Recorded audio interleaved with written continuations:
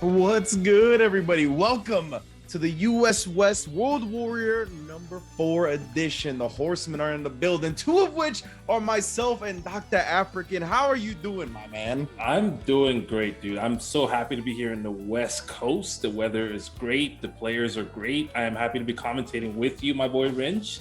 Big fan, by the way.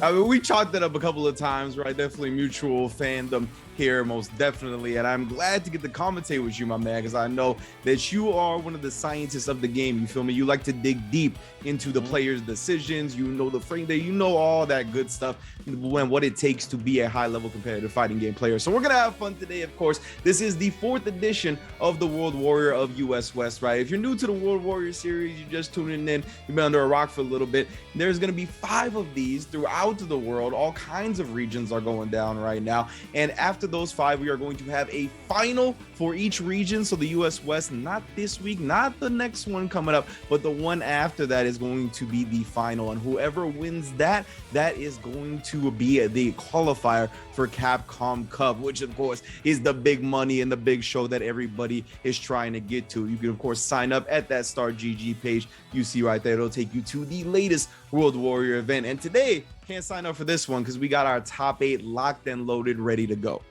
Yep, and we have players that I have to say this is kind of stacked. Up top in winner's side, we have Chris CCH going up against JB. That is a crazy one. Jot, new name. I think most people aren't familiar with Jot, but I mean, if you've been watching anything in the West Coast lately, you've seen this guy's name pop up a few times. He's usually running Manat in the past, Vega a little bit, and these days I see a lot more Cody.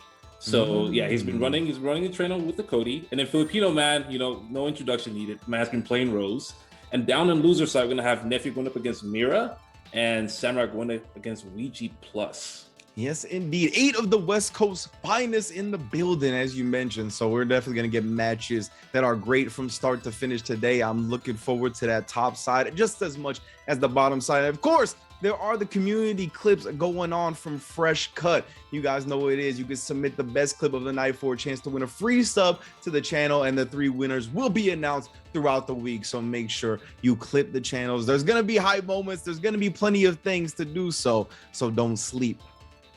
Don't sleep. Don't sleep. Don't sleep at all. And yeah, so moving on. Matt Reno, of course, guys. You gotta donate. You gotta help. And I think we have a bunch of codes available right now. I think Vi is probably gonna post a link in the chat. You guys can click that, and it is free to support. All you gotta do is link it to either your Twitch, your Twitter. You have a few other options there like Gmail, and all you have to do is click contribute, and I think it goes straight to the pot. Yeah, exactly. The little claim code right there. And then, yeah, you can contribute as well if you want to throw some direct funds into the building. Definitely good looking out. There's also quests on the side right there, a couple of Twitter quests, Twitch quests. If you want to take that route to throw some money in the prize pool, take all the routes possible, get these players paid because, of course, they are all fighting, grinding it out. And I mean, for a lot of them, this fighting game community is their breadwinner. You know what I mean? This is what they do for a living. So a lot of these players, I want to get them as much scratch as possible, especially because they're going to be entertaining myself, Dr. African, and all the amazing viewers today. So we're going to start with, as you mentioned, TCM's Chris CCH versus, who was it again? It is going to be JB. And I looked this up on fgcombo.com, one of the greatest resources in the community.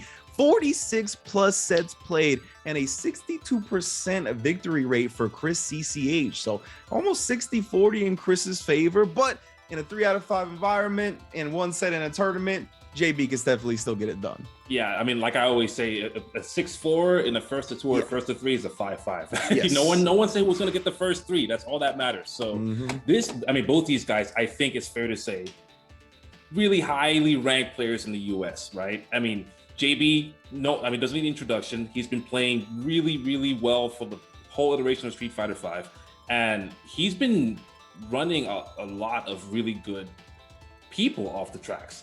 I think he's beaten a lot of strong players internationally, and Chris CCH, I mean, this guy, he's winning everything, dude. He's winning everything. I gotta say, it's really kind of annoying. I can't escape Chris CCH, but I'm willing to bet that both these guys are ready for this. And again, both the guys are trying to get as many points as possible.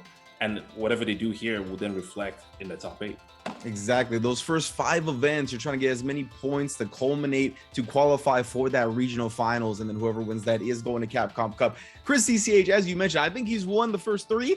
So he's sitting pretty for that qualification spot in the regional final, right? But he wants to show dominance, keep sharp, and make sure he gets those points just in case, you know, some freaky stuff happens and somebody makes a huge run and kind of knocks him off his number 1 seed. And JB's looking to do that today, right? I'm sure JB has accumulated plenty of points as well. As you mentioned, one of the finest to do it throughout Street Fighter V's lifespan, whether it be on the East Coast or the West Coast, right? Of course, started in New York. That's where we all got familiar with JB, going to the locals, seeing him at LBC, and then he transitioned over to SoCal, made his stops at WNF. And of course, we all went online once that pandemic happened. So, but JB and Nephew both have kind of transitioned to the West Coast and are always forces to be reckoned with. Nephew, of course, in this bracket as well. You know, I always forget Nephew moved to the West Coast. In my mind, Nephew's just been West Coast forever. But something interesting, and I don't know if this is going to happen in this set, JB has been running Ken a little bit from what I saw. So usually he's known for the Rashid, and I think we all know his Rashid is crazy good. But that Ken was actually looking kind of nice as well. So I wonder, is there a chance? Now, when I think about JB and how he plays Rashid and how he plays fighting games in general, because I've seen him play a couple of fighting games now, Ken, like when Ken is good, is a great fit for JB, I think. Like, and right now, Ken is pretty good. He's definitely a character that can get the job done. And it kind of adds that unpredictability factor that JB is really good at exploiting. But we're going to see the traditional Rashid right now. We'll see. This is 3 out of 5 territory as all CPT tournaments go for top 8. So he's got some games to work with. And Chris CCH, I mean, he's been luking people, dog. That's all he's been doing. Yeah, one of the best in the business. Already seeing the neutral. Stand medium punch. I like to check on the crouch light punch. Yeah, most definitely. And when you think of Chris's DNA as a player, right, starting on the Sakura and playing Guile and all this, he likes these footsie-based, very strong on the ground types. I mean, Luke gives you all that in a bag. And yeah, definitely. Oh, speaking of all that in the bag, Rashid in the corner is kind of not where you want to be. Oh, it is. Crush counter converts. All the way into the stun. You got anything cheeky, JB? You just taking the big damage? Oh, he does. You called it too. I mean, yeah, at that point, it's like you can either try and get the combo and then finish it out with the throw, or you can try and go for a gear and reset, and he does just that. Takes the first round. Man, JB. Yeah, that's the classic thing when it comes to, oh my goodness, he's feeling frisky. We talked about it. The unpredictability factor. Oh, but when it comes to that situation, right, where you're about to stun your opponent, it's 2 situations. Either your last hit doesn't stun them, and then you have the world as your oyster if you can get that hit, or it stuns at the very last hit, and then the combo is going to be very prorated, right? So usually that's when the resets come out. Exactly. And of course, you don't want that damage to be low because Luke can Luke you, as you said earlier. Ooh. He ate some damage for it, but I think Chris was confident with that situation, but JB just bulldogged his way back in, didn't care. Keeping it safe and neutral, activates. Chris get anything off it though. Yeah, you try and challenge. You got to trade, but see, JB still got plenty of V-trigger. Oh, excuse me, no, that's Chris CCH with the V-trigger active and punishes for the round victory. Yep, the DP ender. You see it with Luke all the time. Always just does enough damage. It really does. It has that property for some reason. It's like 80%. Yeah, just the DP always gets it done. It just doesn't matter. Absurd chunks get deleted. That's how this character gets down. And it gets to JB, man. Interesting. He's feeling froggy today. He's like, no, I know when Chris wants to press. Yep. I mean, that's the second time we've seen him do a DP from so far away. Yeah, very interesting to go with that tactic, but I mean, that's kind of sometimes the answers that you have to do, right? And JB being such a veteran on the Rashid, oh my goodness, and manipulating Chris on the ground, getting him to press a button. That was great footsies. I actually love that switch side into the tornado carry into the corner, but CCH fighting back, standing heavy kick. And Chris, I mean, he's locked and loaded right now, full CA on deck. He's close to his V-trigger as well, feeling as confident as he possibly can. JB, got to be careful. He just got the V-trigger. Oh, gets the counter hit. I like that. JB taking advantage of the overzealousness to try to get the V-trigger. Oh, and the back-to-back throw. Yeah, it's a scary situation to be there. At that point, anything you do, people always say take the throw, right? But that only matters if you can survive the throw. In that situation, CCH made one mistake in neutral, got cornered. And again, Rashid, when he has you in the corner, it's not really where you want to be. Things go bad really fast. So good stuff there from JB, just prioritizing that over the damage. Yes, indeed. The true 50-50 when you cannot survive the throw, and then it all goes out the window. Yeah. I really love what led to that point, man. It really felt like we were watching Chris CCH on the V trigger, right? We're like, he's getting closer, he's getting closer. Once he got it, JB picked the perfect time to counter hit his button startup because he knew he wanted it too. And then that led to the corner carry and led to the back-to-back throws. That was great and exactly how you need to play if you're JB, staying aware of the resources. Yeah, I mean, and at that point too, I think JB was pretty close to getting V-Trigger himself, but once he gave Chris CCH the V-Trigger, I think he knew that in that moment, Chris CCH had a mindset change, so he wouldn't be ready for the dash. Perfectly timed dash, and then just cornered him. Yeah, just brilliant play on that front. Yeah, definitely good stuff to JB. We are getting a PC restart from Chris CCH, so I'm making sure, of course. Again, these are CPT qualification points on the line right here. You want to get as many as possible, get that nice top seed.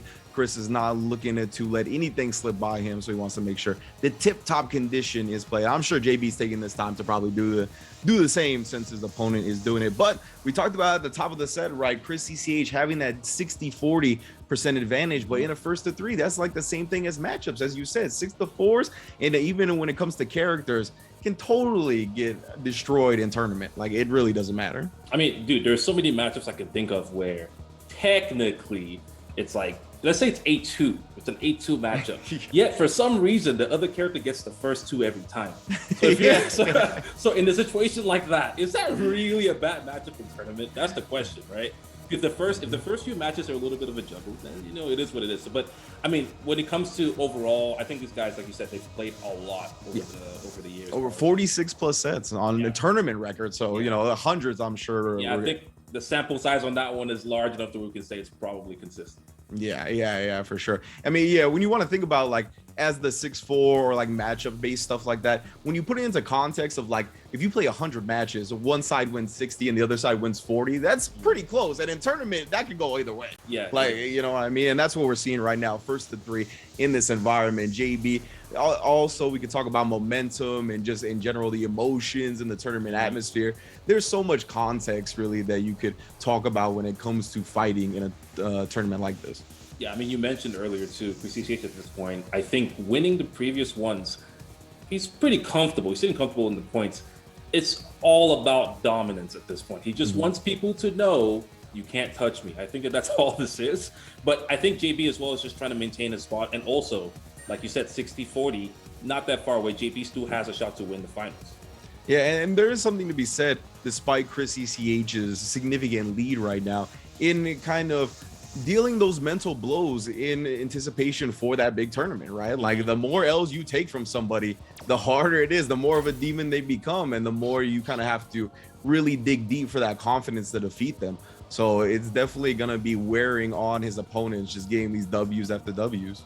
That is true. That's the classic. I don't know if you saw the video of Phenom getting interviewed and was basically getting asked, why, like, what is your mindset when you're doing these DPs on Wake Up, taking such a big risk? And he goes philosophical. He's like, but who's really taking the risk? The person doing the DP or the person attacking the person who has the DP?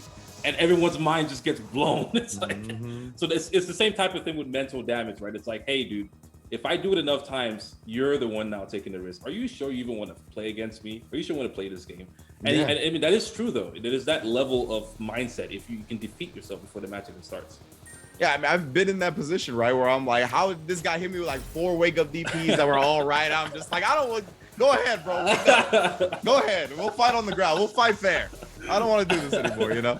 And that's one of those things. If you can get that read, if you could be that accurate with certain things like that, like we saw JB in game 1, it wasn't wake up DPs, but it was these EX DPs from far and on these negative situations where you're not really expecting someone that's trying to play solid, quote unquote, to do something like that. And it'll kind of throw you off. So definitely I like seeing JB already exploit that nonsense when it comes to fighting games. Yeah, and it definitely did pan out, managed to swing the tide in his favor, and looks like Chris CCH has returned. Let's see. I believe we're getting a connection test for this first one, so they're just gonna feel it out real quick before we get back into official capacity. Yep, definitely shows you how serious these guys are. They definitely want to make sure that all their things are working, everything's in order, and making plays they want to. Okay, exactly. So looking like Rashid, is this a troll? Well, this is the connection test game, right? So yeah. Yeah, but what message is he sending with this? That's just the question. What is he trying to say? And by the way, Chris CCH, I mean, if you guys don't know, he made an account called Please Be Luke, and he played 11 all the way up to Grandmaster. Right, this is right after the West Coast versus. Of course, yes. The whole unique Luke. So he's playing 11, hoping essentially the joke being that he gets Luke on 11. Yeah. But he played that account all the way to, I believe, Grandmaster or more. It was definitely Grandmaster or more than that. So ridiculous. He is more than capable and equipped to play any character in the cast at this point. Yeah, definitely. I think from a person who maybe recently started paying attention or only pays attention to like majors when it comes to Street Fighter V, then you're like, oh, this Chris CCH guy is just a Luke player. But like this guy's been doing it for a while, and he's young and he's been doing it for a while. So he has incredible fighting game fundamentals, not just in Street Fighter. So I definitely am confident seeing him play on any character he chooses. Of course, he's given himself the best opportunity to win. You know what I'm saying? As you should as a professional player. So I definitely don't fault him for picking the Luke. But yeah, his skills go much beyond the character. Yeah, I mean, I understand the hate for Luke. I'll tell you myself, I'm not as big as fan, right? Now, Chris, I'm Chris's big, but Luke, not really. And the thing is, you have to respect someone who takes it so seriously that they pick the best weapon no matter what. I mean, the best weapon for them at least, because not everyone is able to do what Chris does with Luke. There are plenty who have tried. Really strong players have tried it, and they can't replicate what he does. Absolutely. So there's something to be said about how he's able to get these results with a character, even though the character is called cheap and carries and whatever. But at some point, if only one person or only a few people are doing it, you have to give them their credit. Yeah, that's why we tried to highlight his DNA beforehand, right? With the Sakura, with the Guile, with these characters that are similar to Luke, or at least the game plan is similar to how you get win conditions. So that's exactly why I think Chris is so good on this character, and why, like you said, he's been able to do so much that other people can't. Okay, going right back in. Yeah, now we're back into the official matches again. This is JB up 1-0. You're just tuning in. This is our first match of winter semifinals, so you've only missed one game, and we got plenty to decide. Yep, JB over there swinging the crouching heavy punch. You don't see that very often these days. Yeah, definitely a toned down Rashid strat, right? I want to see, oh my goodness, but JB is finding such good timings right there. Of course, that's that medium punch plus on block, but he gave Chris CCH some breathing room, right? Just to make him think he could press something. But now Chris pressing big buttons, gets the side switch as well. Yep, and the activation, I think he just wants to push him out of the corner. Oh, yeah. Okay, free chip. Oh, nice reaction! Always talk about the Sandblaster being so hard to counter as a projectile. Just because it like appears so fast. There's not much movement to it, but JB with a raw read. Okay, the crouch heavy punch again. Looking for the counter hit, I think. Oh, that was a missed DP for sure. 100%. That's why I caught him crouching. Unfortunately, didn't lead to much. I like both these guys just fishing for small hits, and eventually the smallest hit ends it. The crouching light kick. JB goes up one round.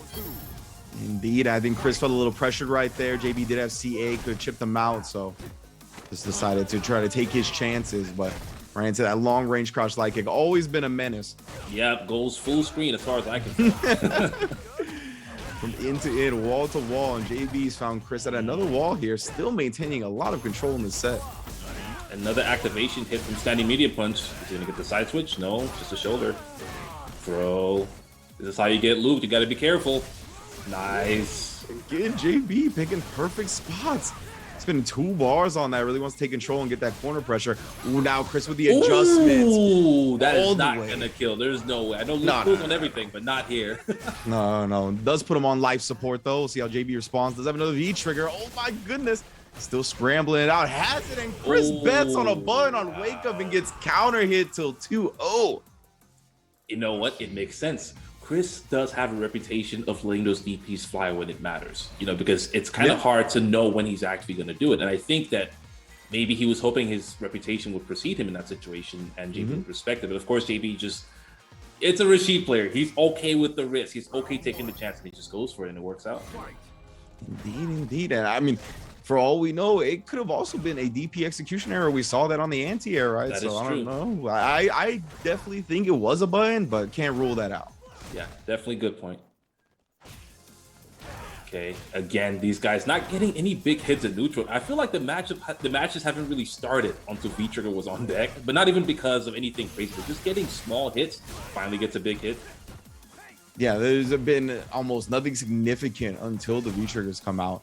Both players just whittling each other down right now, wanting to take big risks, but Chris CCH now has JB in the corner for what feels like the first time in the set. But again, JB's found those medium punches as soon as he's getting cornered. You know what's interesting, though? Both these guys in the last 4 attempts for activation have hit each other with medium punches. Yeah, true. Yeah, definitely been the button of choice, but right there, the Fierce comes out instead. Enough damage to put JB on set point. Yeah, I mean, Chris CCH so far, I mean, again, we've seen this before. He can make the comeback. Luke is still Luke, and he is a really good player. Okay. Yeah, some of my players unlock that next level when there's no safety net there, right? Literally, yes. He's got no more rounds to give up. He could definitely unlock some new powers. Yeah. Okay, poking with the tornado shots. Ooh! Recognizes the counter hit on stand medium punch and goes for the sweep. That was so good. Chris, though, kind of catching on to JB's habits. JB, though, he's like, I know you're going to respect my EXDP. Yeah. I mean, and this season as well, it's kind of hard for a Rashid player to make that decision. Yeah, man, JB, he is quite good, 100%. Okay, the medium punches. Those 4 of them back to back. Pressure in the corner. Just a little too far. Okay. I gotta say, this is mutually scary. Yeah. Even though JB doesn't have any more health, this could still go real bad for Chris. And he tried the V reversal, and it's gone pretty bad. Gonna get worse. Oh, he gets the counter hit. That sucks. Oh, one of the 5 classics right there. The counter hit pushback, putting him a little bit too far outside of range. Yeah, and again, him recognizing the counter hit twice in a row. That's the second time he got a counter hit medium punch, and then noticed that he should go for the heavy attack. Yeah. Really, really high level attention on that one. Just a little too far, though.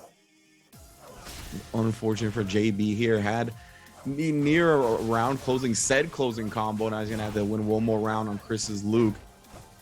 Chris refusing to block in that situation. I bet you he backdashed 3 times. Okay, throw in the corner. Wow. Again, you see what I'm saying? It's happening every time. After these stand medium punches too, doing it off the plus frames. Been successful multiple times with a crush counter again, catching Chris. And the CA is gonna do it. JB taking the set over the favorite 3-0.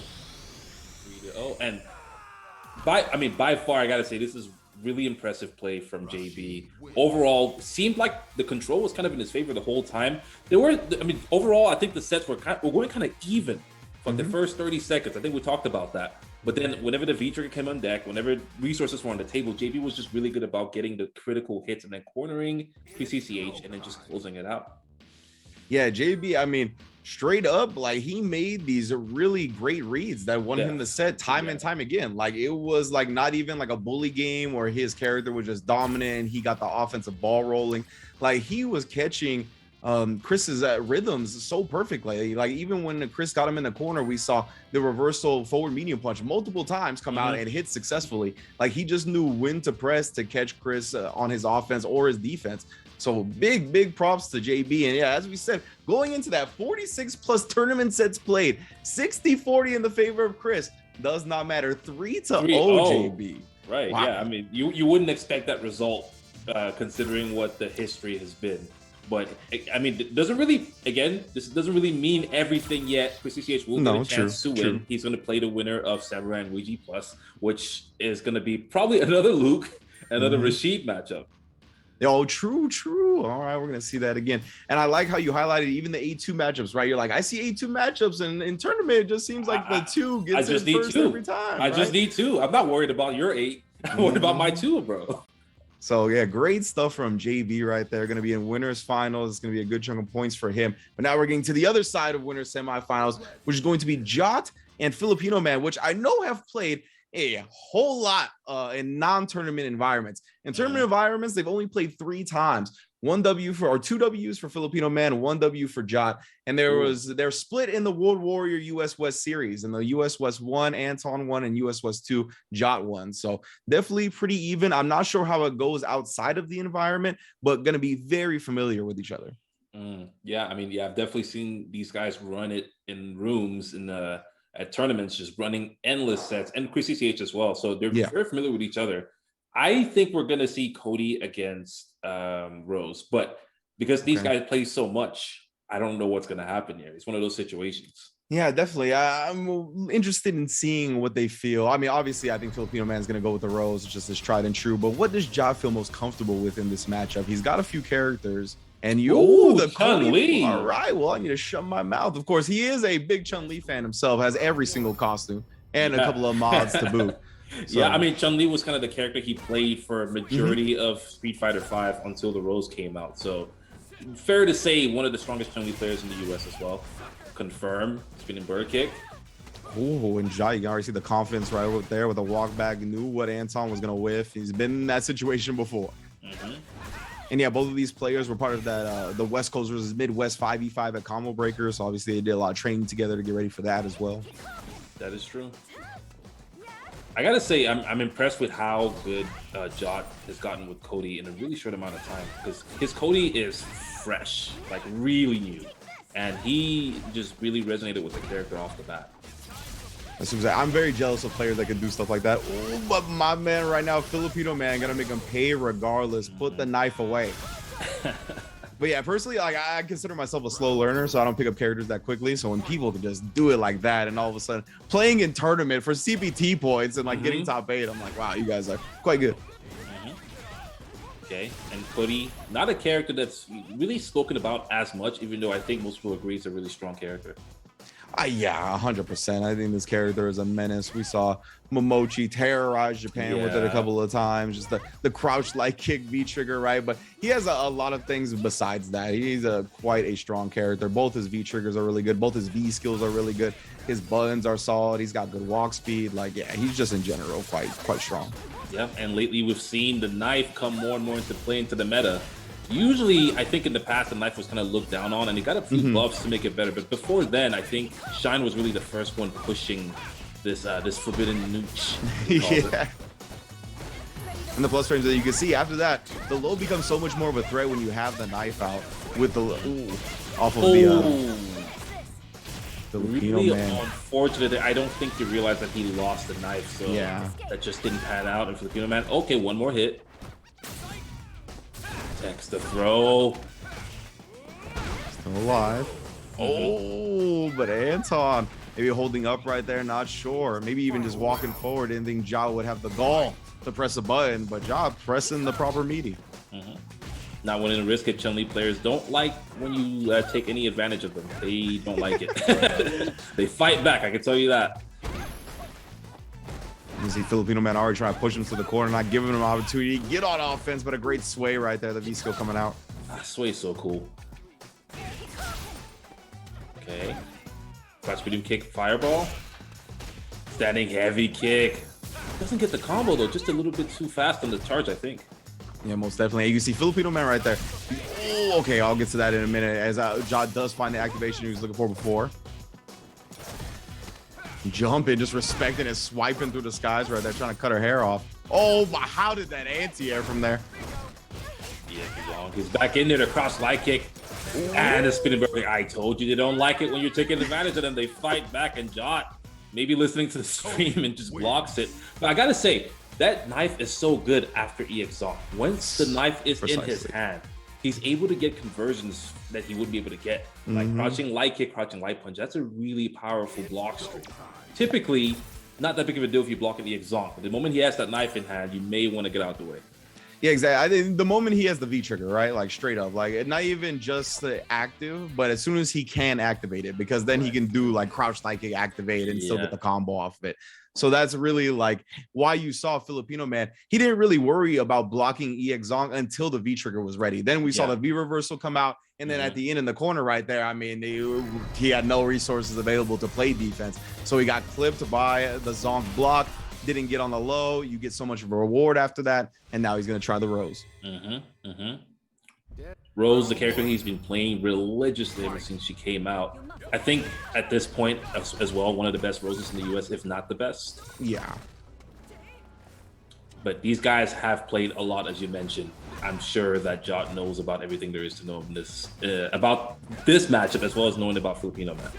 Yeah, I think, you know, considering Jot's Cody's being pretty fresh, I mean, if anybody's going to have matchup experience on it, it's going to be Filipino Man. But even then, it's not going to be nearly as much matchup experience as Jot has against both his Rose and Chun-Li. That is true. That is true. That's a good point. I didn't even think about that. Yeah, I would imagine Filipino Man is just as fresh to fighting his Cody as his Cody is fresh. So it probably throws him off a bit as well. And you can see he's still trying to find his sea legs. The V trigger is on deck. Look at that reach! That was from so far. It's giving him so much. Put him in a guess for game scenario. Tick throw city. Man, Jot is rolling right now. I'm telling you, there's something about this character that just clicked with him. It just makes sense to the way he likes to play. Oh my goodness, the ruffian at the start, and then the sway. He is definitely feeling it right now. He does have a card up, so debuffed, but it's immediately gone. Had the Zong charge to get the follow-up combo, tries to get the bait, ends up committing to the low ruffian and catches Anton flinching. Can't get the Vega play out of him. Let's go. That's the corner. Oh man, I'll tell you what, stuff like that definitely tilts Anton. So, oh my lord, it actually killed him.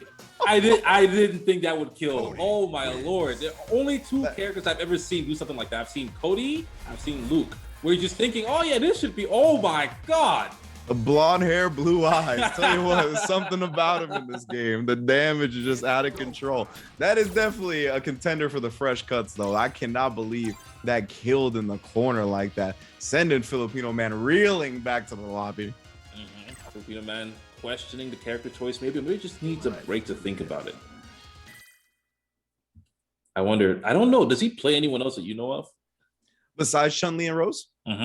I don't think so. He's I think experimented with some poison in the past, but I don't think he'll bring it out in a tournament setting. Well, let's see what he has in mind. Sticks with the Rose. I think he changed the V trigger. I can't remember. Yeah, I don't know as much about Rose, but it does seem, yeah, the V trigger is different, I think. Right, yeah. So he had the Ghanaian V trigger before, the clone, but now he's gonna have the teleport, I believe. Right now, Jot still just starting right how he left off. Already has Filipino Man in the corner. And I think this is one of Rose's bigger weaknesses. Like, I don't think she's very comfortable kind of like trying to counter press in the corner like this. She needs a little bit of room to walk back, bait you into buttons, tries the raw read on the spiral arrow. Maybe it was execution error, but either way. Yeah, definitely really scared to try and fight back as Rose in the corner, but he does just that. Gets a knockdown. Oh, nice. She's reaching. That was smooth. Long range sweep. You called it, teleports. Yeah, and the V shift, but that's what we talked about. Jot is going to be ready for all of this from Filipino Man. You see the first V shift of the set. He knows when that stuff's going to come. Yeah, and I think Filipino Man was just kind of looking for any type of hit there. He needed the comeback, so Jot was just looking for any big hit to avoid. Okay. Very, very smart play from Jot so far. These are dominant performances we've seen in both winter semis right now. We'll see if Filipino Man can do what Chris CCH could not. Okay, crouch heavy punch anti-air. I like that anti-air. It's pretty good. Oh, too far for that buffer to actually combo. That was a sick counter poke and a better anti-air and then a better frame trap when he landed. Anton definitely rolling to in that round. Yeah, I like how he slowed it down. I think he's now getting Jot to respect those buttons a little bit more from a distance, getting Jot to slow down. Yeah, that heavy kick. But yeah, I think you identified it correctly. Like, Anton is much more comfortable at a slower pace, while Jot is ready to fight in the chaos. You see the ruffians coming out. He's definitely looking to push the pace here. Okay, there we go. Fights back. Oh, gets the side switch. Now has the corner. Yeah, this is a good look. Oh, but jumps out again. He's ready for all of Anton's shenanigans. That was nasty. Oh, and then the low clipping him. You see the reward off of it with the knife. Oh, yeah. The heart. Oh, no. The heart of cards. Oh, yeah. Don't believe in that one when a knife gets put through it. Jot 3-0 right there. Both of our winner semi sets go in the way of the players that traditionally lose to their opponent. And again, there's a big difference here. John has a new weapon in hand, not only the knife, but the Cody doing a lot of work. And the cross-medium punch, you called that out too. Another situation where that knife just reaches so far. I don't think Filipino Man was really looking for that. Man, it is nasty. Like that character, when the knife comes out, these players turn straight bully mode, and it's really hard to know when to press back when you get an opportunity. Even you can't even feel safe from full screen right there, right? Anton was looking to set up shop. That's something that Rose can usually do pretty freely. Like even a projectile, she can kind of squeeze out a moment to do that. But the knife throw is so fast that, I mean, Ja just showed the experience not only against the opponent, but against the matchup as well. Yeah, and the knife throw, I think he had, what, 2 or 3 more on the table. So even after that was just looking like checkmate from full screen. I'm not going to lie to you. I mean, he just set him up perfectly to end that round. So yeah, good stuff from Ja. That was a very impressive play. I'm loving the familiarity we're seeing in these sets. That's something that's always really dope to see in fighting games, right? That's when you get to see the meta and the decisions made and how deep it goes when these players are so familiar with each other, but they're playing in a tournament environment. It is a first to 3. There is no, let me get one more. There's no salty run back like there normally is. It is straight up, the set is over, right? So you got to make sure you bring your best game. And Jot and JB both bring in their top tier game today. They'll be in winners finals. But now we drop down to the loser side of things. The first loser semi set, Nephew versus Mira, I believe it is. Indeed. Yeah. And so for the big FGcombo.com stats for this one, 18 plus sets played, 74% going to Nephew. But again, we talked about it, right? You only need 3, and that's kind of what we're looking for here. Yeah, definitely possible, especially with a character like Laura. Laura is very explosive. If you're not careful, things can go back really fast. But do we have an issue here? It looks like we are going to kind of iron out a technical difficulty or two before the set gets fully underway, from what I can tell. But yeah, man, it was the last time they met was the World War US 1, and FU won 2-1, so it wasn't like a dominant performance or anything like that, right? And yeah, I definitely think, as you mentioned with the Laura, I mean, everything can go wrong very quickly, and very easy character to tilt against as well. There's also something to be said about the full context of a set. I mean, I'm sure you understand the context of something like 10-0 close games, right? It does happen where every single game was last hit, but for some reason, you just can't clutch it out, and it just happens like that. People just see the 10-0 and they think, oh, you got cooked, but if they watched it, looks like you guys are even. So it's possible, and I would assume, at least knowing Mira, that their sets are probably not 100% on Nephew's side, but I could be wrong about that. Yeah, I imagine it though. Like, she's a top tier competitor herself. I'm sure she's gonna make it as close as possible. Hopefully, at least closer than the sets we've seen so far. We're gonna see. It looked like her stick actually malfunctioned a bit, and he stopped working. It can be one of those things that happens from time to time. Hopefully, it's not like a permanent issue, and it was just like all of a sudden randomly stopped working at the start of the match. But I'm gonna try to get that fixed up before we get into this next one. This is loser semis, and we talked about no safety nets before and kind of unlocking certain powers. That's what all of these players are going to be in the position for right now, right? There was no set they can afford to lose, because that means their tournament life is over. Yeah, we're now on loser's side of the bracket. Both these players extremely, extremely, extremely happy to be here, I'm sure. But I don't think they're going to be too happy if they lose to each other. So no. I think so far, it's been 2 upsets, right? Technically, going by the record from FG Combo. So if we're sticking to the record, Mira maybe has a good shot here. Indeed. See, this is when you get like the phenom philosophizing going on, right? Like, who's actually at a disadvantage? If it seems. Right now, Mira already starting off well. Now, yeah, it looked like just a brief temporary malfunction, or maybe she got another stick. Either way, we're back into this. Certainly working now, I can tell you that. Oh yeah, that was a perfectly spaced light kick right there. I didn't want to press afterwards. One of those +1 versions. Yeah, Luke in the corner, very scary. You got to make some decisions. Okay, that V trigger is so hard to react to. Mira hits a button, goes for the 2-frame jab with the floor, but doesn't work out. Yeah, I know.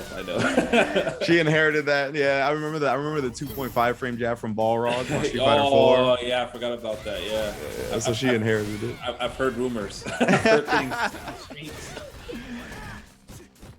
just a little before my time, but you know, it's just kind of cool to know that kind of stuff existed. Yeah, right. And just like in Laura's case, usually only Item has access to that 2-frame button for whatever reason, right? All the other Lauras have to stick it out with the 3-framer, and it doesn't get the job done here as Nephew. It's a perfect on the board. Yeah, Nephew. I mean, got the corner pretty early on. For the first few seconds of this set, at least the official set, looked like Mira was in control and neutral, kind of going her way. But then Nephew just got the corner, and then he was replicated at the second round as well, and then just kind of ended it pretty quickly. Sir Mira gonna stick with the Laura. I know she rocked Ibuki for a long time as well. Definitely a character that has not seen a lot of play in the meta for a little bit now, so just rocking the stronger character. Supposedly. Supposedly. Yeah, Mira's Laura certainly no slouch. Has taken a few Western Night fights, if I'm not mistaken. Yeah, most definitely. I believe she went pretty far in Evo this year as well. Yeah. I think either 17th or something like that. Yeah. Definitely top 32. Ooh, the DP comes out. The meaty back strong. Who's really guessing right on the reset? Is it you or me? And now we got the activate. Oh, she actually pressed in the face of it and then presses one more time into her own and gets around. Gets the round. That jab works out. It was 2.5 that time. Yeah. Unlocking it. Fighting with Item as her stand. And Nephew seen that come out, just going straight into the little charge upper. Oh, and then catching the legs again. Great recognition. I love the micro walk after that. Get the throws. Definitely doing a lot of work here. That one's +1. Oh, finds the big button to press and the side switch. Oh, Mira. She's going to be able to bring this one back. Looking good so far. The V-shift at the last moment. Great stuff from Nephew. Okay.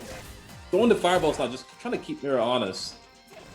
Definitely. Oh, he knew that she wanted that activate so bad, Nephew. And you know he knew the button he was looking for because he went for a crouching heavy punch. Yeah.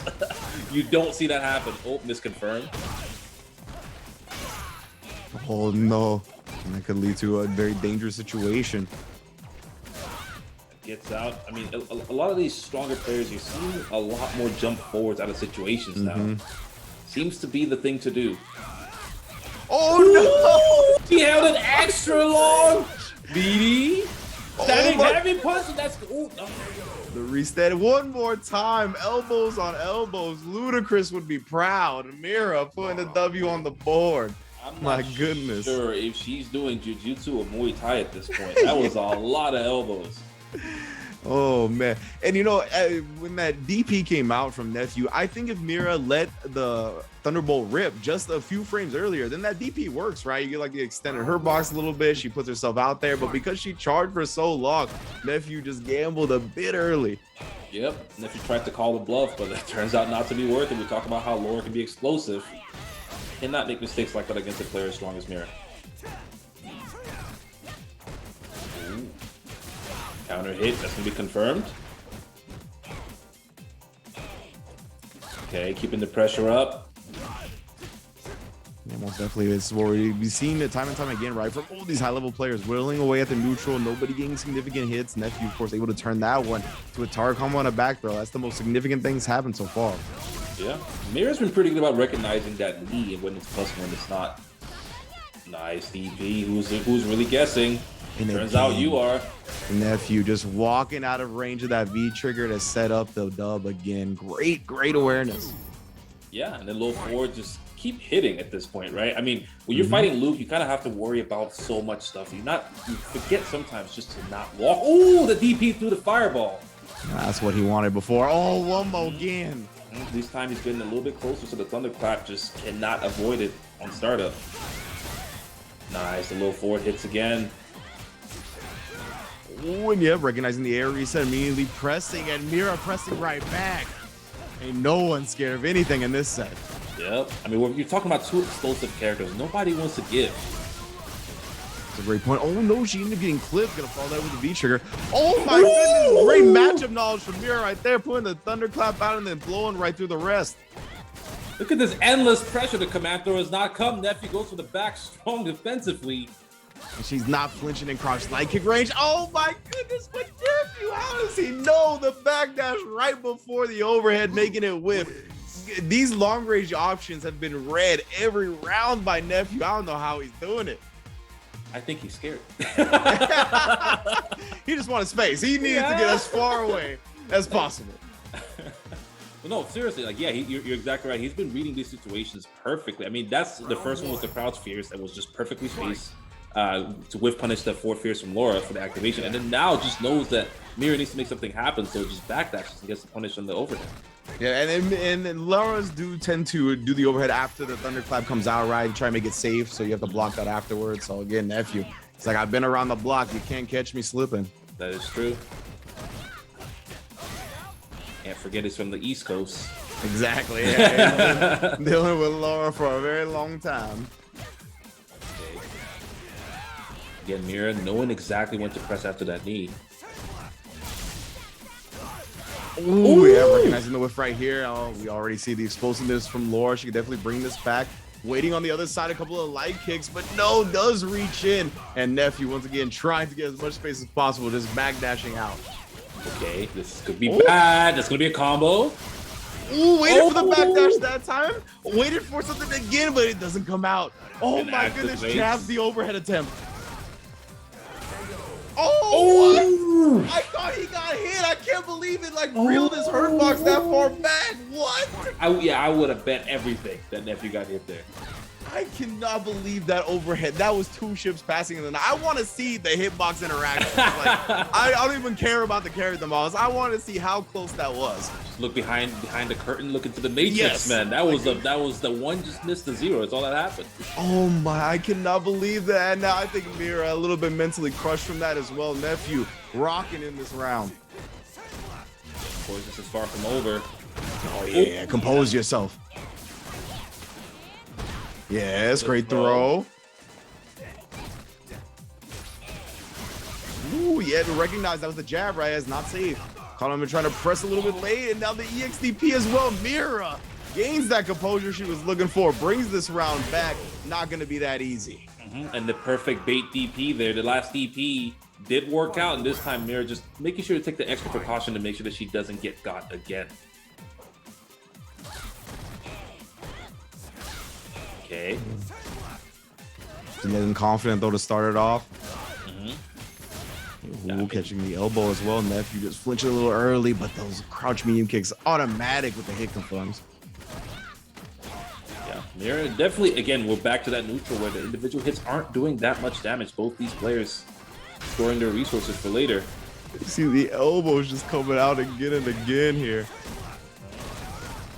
Now, nephew, this is definitely the spacing he wants to be at. Just as I say that, Mira closes that distance. And Mira close to getting V-trigger. There it is. Activation could make a big difference here. There it is. Oh, EXDP from long distance this time. Steph Curry style, but what a call out on the charge. That was ridiculous. She takes the lead now. V shift away. Give me some space back. Oh, the double dash and the DP, but blocks the overhead. This set is so sick. These guys are going ham. 2-2. Stop. That was fresh cut on fresh cut, my man. The taper fade is clean. Oh, that was a wild. What a game 4 right there. And Mira bringing it back from that round where it looked like she got robbed, bro. I can't believe it didn't even hit to compose herself and bring it back 2 rounds straight. That was impressive. Yeah, and not to consider the round after that was going pretty bad. And then she just like turned it on and just kept the momentum going. Wow, man. Okay, so now a game 5 here. And again, this is loser's bracket too, so loser goes home here. Yeah, I can definitely say that both these players are fighting for their lives. Oh my goodness, and Mira, the momentum snowballing down a hill right now. Nephew can't find a right read defensively. Gets the V-trigger activation. He needs to slow this down. I like the meaty clap there from Mira, just making sure that she doesn't get hit by DP. As I say that, the DP comes and Mira baits it again, going to set point. Let's go. From the brink of defeat right now at set point. See, though, nephew, though, like we talked about, back against the wall. He has no more rounds he could possibly lose. It's time to turn it on, and he's doing just that. You know, danger to danger. He's been here before. Oh, but the conditioning from last round, they caught him the block, but he wakes up with that DP, sees the EX come out. Back dashes, doesn't want to deal with the thunderclap. Slowly get into the corner. The mirror activates. That's plus. That's plus again. They tried to get all the way intimate. And if you cutting her off at the pass, gonna be good damage here, but not enough for the kill. Oh, the medium kick, always a potent round closer. And Luke gonna do just that. We are at a final round in a great set. Yeah, Mirror looking at 2 bars, almost 3 right now. The DP. The wake up super. Just right when she got it. Yep. That's how we punish. No, not big. Big sweep from Nephew right here. This could be a big momentum switch. Does get the frame trap afterwards as well. Goes for it again, but Mira disciplined this time. Yeah, both these players definitely scrapping now. My goodness, getting close to the stun. The pressure is mounting. Oh, she tries to go through with the EX elbow, but not fast enough. And Nephew's gonna take this 3-2. My goodness, such a close set right there. And Mira, I mean, that's her style. She's very active on defense, likes to make these hard reads. She's got a great character that can do it. And she tried to make a couple at the end right there. Wasn't enough, wasn't quick enough to get through the big barrage of the V trigger. Then at the end right there, Nephew finally catching on to the right offensive decisions, catching the read. And I mean, it was all over.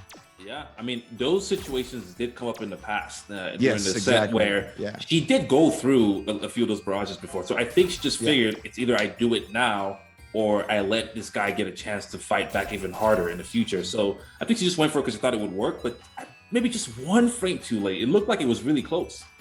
Yeah, exactly. Before we saw it where the thunderclap was able to nullify some of the hits, and then I think the armor carried her through the hits that it didn't nullify. So this one, I'm not sure if she needed like what timing adjustment she needed to make to get through. I'm not sure, to be honest, but yeah, it definitely looked like she bet on it, was very close to getting through, and that could have been a hell of an ender if it would have done so. But no, not in the cards today. And Nephew really catching on to the fact that she's been very active on the wake up, trying to do stuff to put herself in a better position right there. Shut it down to close out the set. That was a great adjustment from him at the end, and he will be moving on. Yep, that is true. Nephew definitely went for the extra meaty crouching medium punch because he didn't want to deal with that two frame jab. And it just worked out from that point. That was the momentum starter that he needed. So yeah, great stuff from both of them, though. That was a fantastic set. Yeah, definitely. I mean, it's been 2 3-0s, and then we get a set like that. Definitely happy to see that for sure. And we're next going to be having Samurai against Ouija Plus. We talked about this as well. It's going to be another Luke going up against probably Rashid. Yes, most definitely. This I did not get to find any information via FG Combo on because there's like 17 Ouija plus ones and I couldn't find the right one. So no stats to go with on this one. But of course, Samurai, very decorated player, won at the CBT Online US West Premiere towards the middle of the year. So I believe already has his Capcom Cup spot, but nonetheless needs to keep his iron sharpened, right? Wants to make sure that he is at the best quality of play going into the World Championship. So because of that, he's here entering the World Warrior events week in, week out, wants to make sure he gives his competitors the best competition available as well. Yeah, Samurai definitely the kind of player to back down from a challenge. You know, even if he's qualified, he's going to be here just because he wants to keep practicing. As you mentioned, just keep the knife sharp, just keep it ready, and when the time comes, he'll be ready to use it. Most definitely, man. Samurai, always one of my favorite players, just to discuss and really observe, because he's so into the sports psychology side of fighting games, right? So I really have loved his exploration of that realm and applying it to our realm. Yeah, definitely. I think one of the innovators. I think he's very similar to Tokido in that way. Okay, but looking at this right now, both these guys wearing some athletic wear. Speaking of sports. Ooh, standing in light kick buffer. I'm not even sure that was a buffer or a whiff punish attempt. The way you see the meaties coming out, he doesn't want to give Ouija an opportunity to get frisky here. He's trying to keep control of this round. Yeah, you see him back off from the wall. Oh, DP's the eagle spike. You have to do that a little bit closer, fam. I got too good of reactions. Definitely a Samurai thing to do. Mm-hmm. And the Tarek combo is going to close it out for the first round. Very convincing round on Samurai. Yeah, and because of that, like the way he approaches a lot of the time, I think what would catch other people off guard, Samurai is just ready for stuff like that, right? Like he's always hyper focused. He never really relaxes, even in any given moment. So he stays ready for even full screen options like that.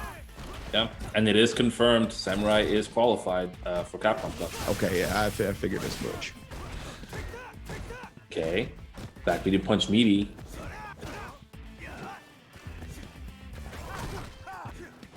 Luigi Plus definitely a fan of hopping on that wall. Has a lot of tricks there, but Samurai just giving him the space. Pressure in the corner, V skill. Slowly building that V trigger. Oh, try to hit him off the wall that time, but Luigi Plus finds the escape he was looking for. Oh my goodness. Ooh, he was what are we all doing? kinds of stuff up there. Man is an acrobat. Yeah.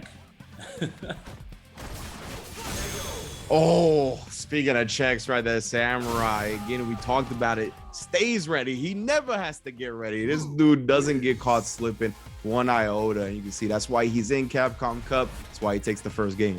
Yep, definitely. And Samurai, like as you mentioned, staying ready, he knows what is likely to come. Most of the time, he has his eye on the thing that is likely to come. You see, when Luigi Plus was in the corner, Samurai would back away saying, hey, I can't control that situation. You know what I can do, though, is give you the room for you to hang yourself. And he does just that. And Samurai just staying ready for the right answers every single time.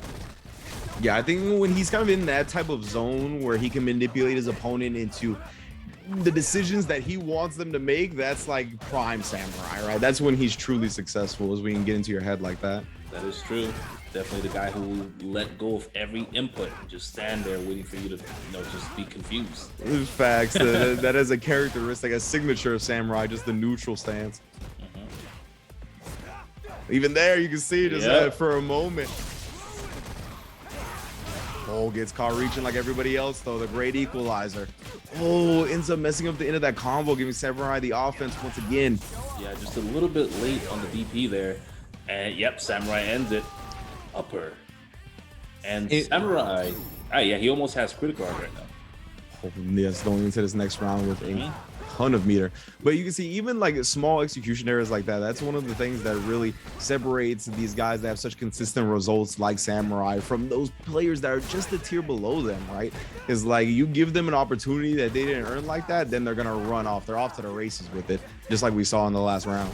And we talk about Luke, character like Luke. You don't want a character like this in the hands of someone that's optimal Samurai, but Luigi Plus taking the corner, the DP.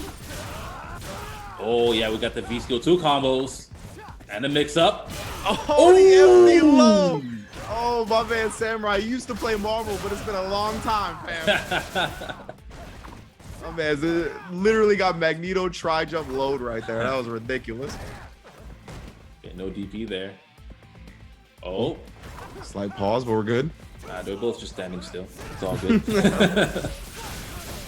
Oh, that confirmed. Been automatic with it, but combo drop from Samurai. Now let's see if Luigi can make the most of this. This takes the throw for now, but still, he would have been at even less health if that combo worked out. Now it's about the amount the same. Yep. And right when that happens, Luigi Plus with the back jump, definitely something he's favoring so far in the set. Oh, yeah, true. And I mean, it's a good idea for the Rashids, right? Because they have that wall option. And yeah, it's not a typical wall option that, just is kind of predictable. He goes everywhere, especially when he has V-skill 2 on that you don't really know where he's going to go. So it makes it tricky. And now Samurai here again. And going into this round with plenty of meter, but Luigi, same flow now. See, both of these, they know it is a big round in this set. Yeah, very important here. Luigi Plus doesn't want to go down 2-0. Last thing you want is a comfortable Samurai. Oh, I wonder if that's supposed to be a DP. Oh. Okay. Crouching heavy punch in the corner. Luigi Plus trying to set up a whiff punish. Okay, build the V trigger with the V skill. Samurai, of course, just going into the fireball that time, not looking for a big hit confirm. Oh, he knew he got the float, but DP just a little off. Yeah, definitely a little bit of an awkward angle there. But positive is he got the side switch, takes it right back. And Samurai is usually so crisp with the cross cuts, and it's funny that he is respecting this V skill too. He's like, I'm not gonna get baited into DPing, bro. Definitely takes a lot of experience to be ready for something like that. To just tell yourself to not DP. Exactly. Yeah. Incredible discipline. Like you have to fight your instincts to do that. Yep, and that takes time. That takes a lot of time. Yeah. Against Samurai, man, he is so comfortable in games like this. The red on the clock, he's like, you got to come to me. I'm big chillin'. There's nothing you could do. And he jabs him anyway. Yep, and best believe he's going to sit there and let the time run out. He has no interest. He has no pride. He just wants a W. And I think that is how he won to qualify for Capcom Cup, if I'm not mistaken. Oh, I think you're right. Yeah. Just sat there. Yeah. Because him and Filipino Man, they're both players that they'll just sit there. They'll be like, all right, you don't want to do anything? We can stare at the game. We can stare at the character models, especially Anton. He's like, I got 40 costumes for Chun-Li. It's all good, bro. You know, Samurai in that same boat. He is zen all day. Just reading through his catalog while he's waiting. Yeah, exactly. What's going to come out next, bro? Oh, the forward fierce getting the combo afterwards. Such a great reward. Ooh, the shimmy gets the corner now. Luigi plus, what's it going to be? It's unfortunate. Just a little bit outside of the range of what he was looking for. And the Samurai immediately taking advantage. But Ouija, V-trigger activate. Oh, was that a cross-up in the last second? That was gross. Definitely not sure what that was, but I'm going to assume so. Samurai goes with the jump medium punch. Okay, Ouija plus playing games. Ooh. Yeah, big EXDP from Samurai after the failed air-to-air attempt.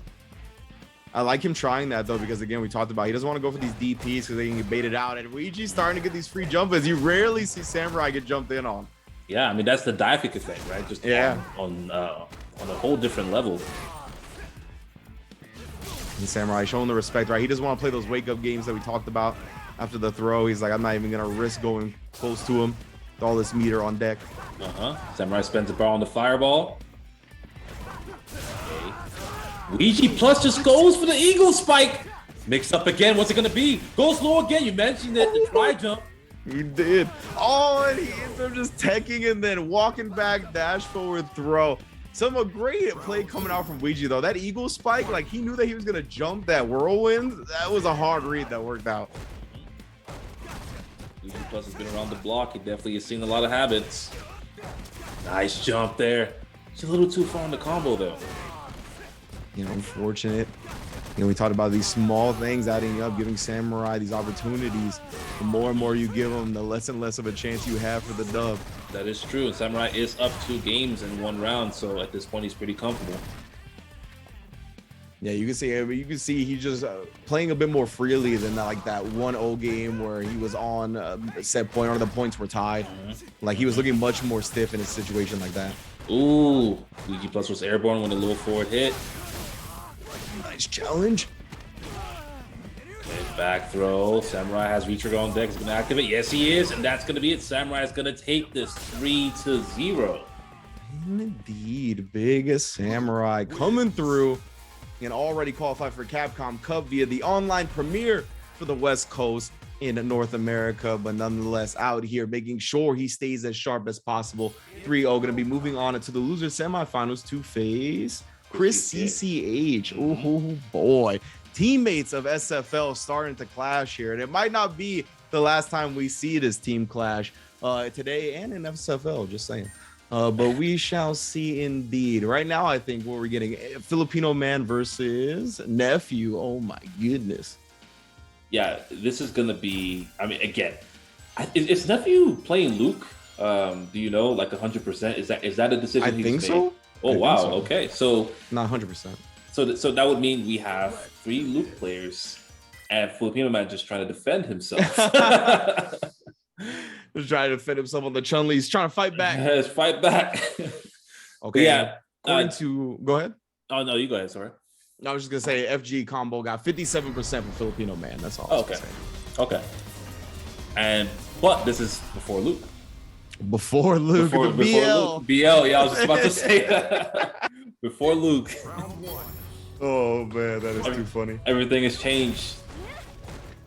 We gotta do BL before Luke, and then whatever Menace is like the Street Fighter 6 launch Menace character, we gotta do AD for them. Yeah. But right now, yeah, it looks like Nephew is going with the Luke, and Filipino Man going with that Chun-Li. That's what he started with up against Jot's Luke, right? Or against Jot's Cody, excuse me. Yeah, I wonder if maybe he's liking Chun a little bit more now, or I know Kudo has made a huge impression on the US scene with Chun-Li, and well, speaking of. Yeah, definitely. Oh my goodness, just catching him at the end right there. Yeah, I believe Kudo defeated Punk at Defend the North, right? In this very matchup. So yes, he did. Worth mentioning though that probably Kudo's most interesting loss was to Hermes, who was playing Luke at CEO, I think. Really? Okay. That was a while ago, and Hermes played in a very interesting style. I'll say that for sure. Ooh, he got the combo still. Okay. Yeah, that was super clean right here. Filipino man. Oh my goodness, I can't believe that anti-air got stuck. Just a little bit too late on that one. Delayed back throw. Yep, that's it. Not this time. He did it so early. Yeah, that was extra early. I was like, what? Oh my man, time slowed down on that jump. He was like, no, I will not get hit again. You could definitely tell he got pissed off by the previous one. Yeah. Like his feet didn't even leave the floor yet. Ooh, the EX spinning bird right there after the one block normal. Good stuff from Filipino man. Challenging the plus frames. Stand light kick, still panning out. And after that stand light kick too, you see him going with the roundhouse, recognizing that the next option is going to be a little bit slower than a lot of those big buttons Chun-Li can press. Activation, jump fierce from Nephew. Looking for that far jump. Okay. Filipino man picking the perfect time to challenge and then baits out the DP. Who was really guessing? Who was really guessing? First game for Filipino man. And he is one of those players that he's like, I'm good on trying to mix you on Oki, bro. He's like, he will just let you stand up, man. Like, let's go back to the ground game. That's what he likes to do. Yeah, that is true. And I mean, he's playing a character like Chun-Li, and he plays characters like Chun-Li, plays characters like Rose.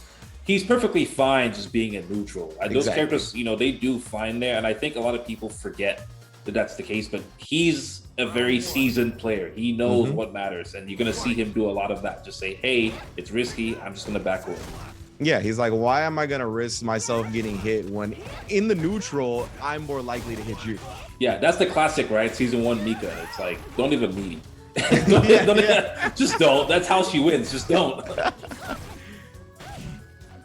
And now Filipino man, he's trying to counter poke back in this corner here, right? Trying to counter punch his way out. Oh my goodness, the flip kick was an odd choice, but one that worked. Ooh, again, yeah, it's starting to challenge with it a little bit. I love the way. Yeah, I was gonna say holstering the anti-air right there. He was like, from that range, it's gonna be a little suspect. Oh, the counter hit knee. That's gonna be stun. All right, what's he gonna do? The biggest hit he can.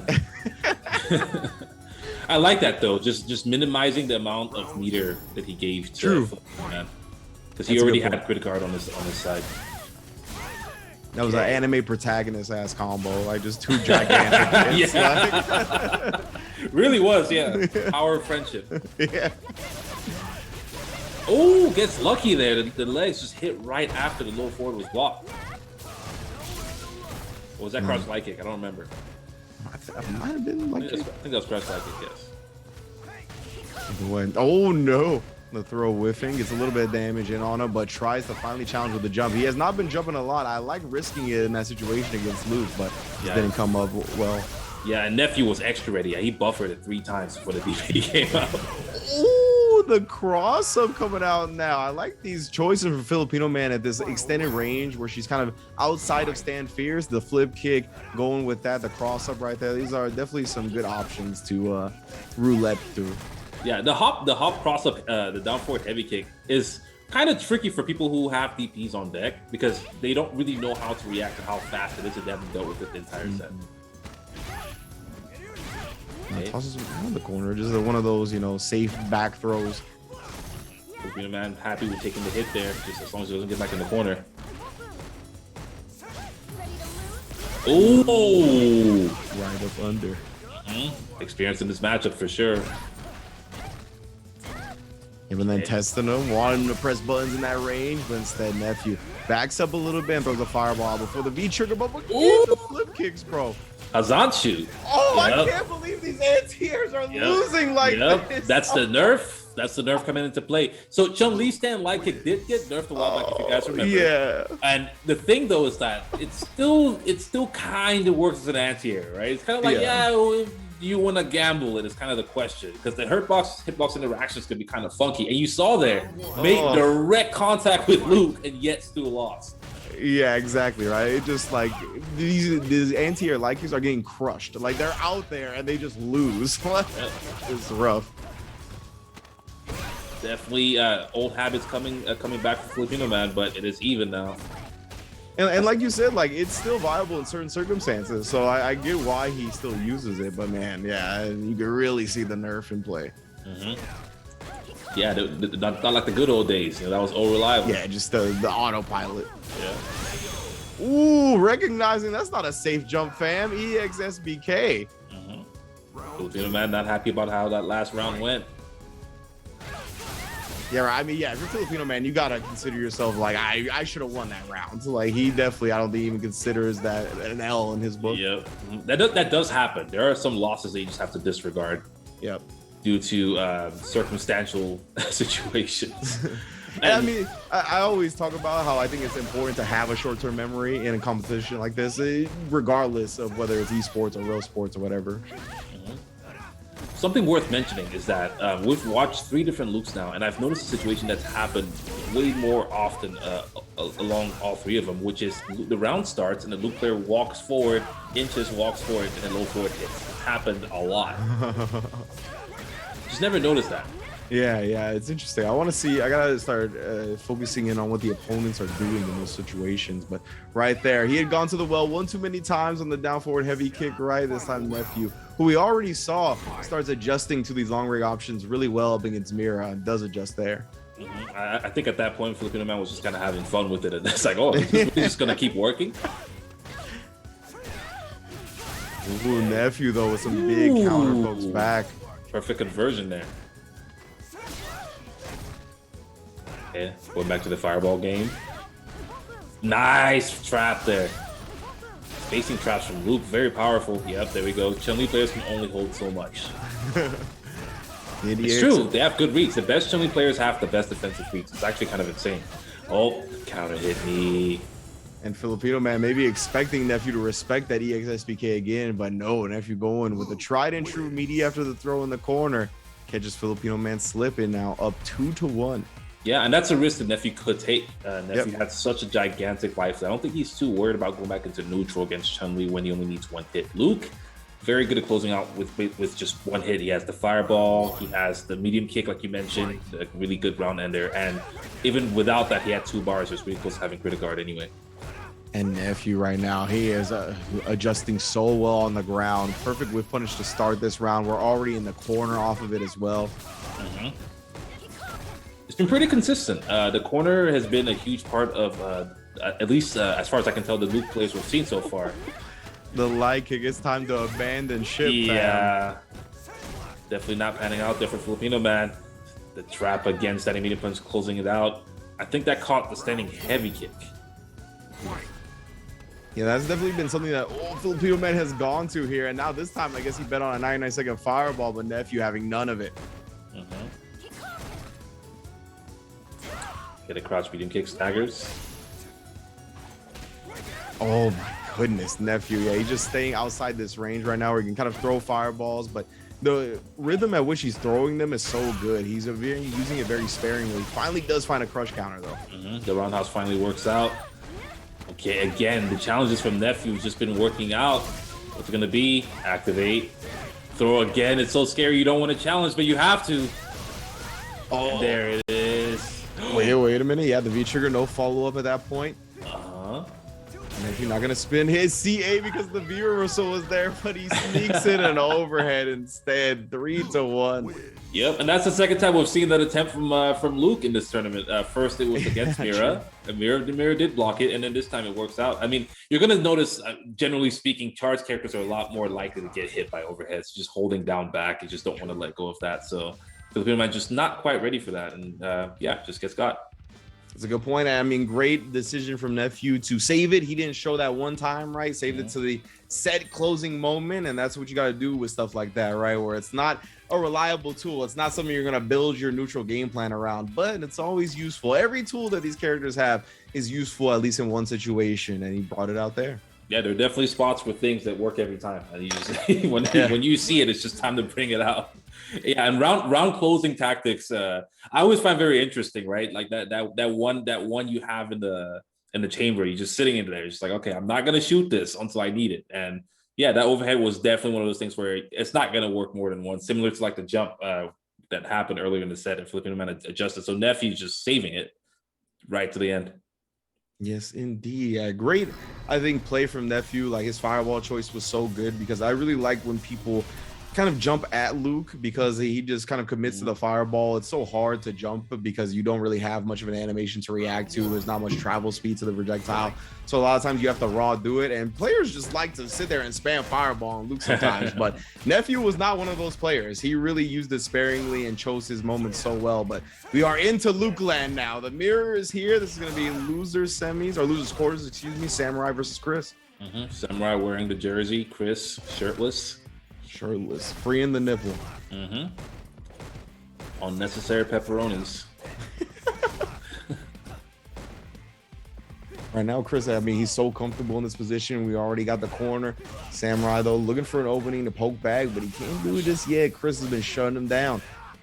Chris definitely applying a lot of presence and pressure just on his presence alone. Man, Samurai, you didn't have to deal with this in feudal Japan, fam. It's a fair fight. Okay.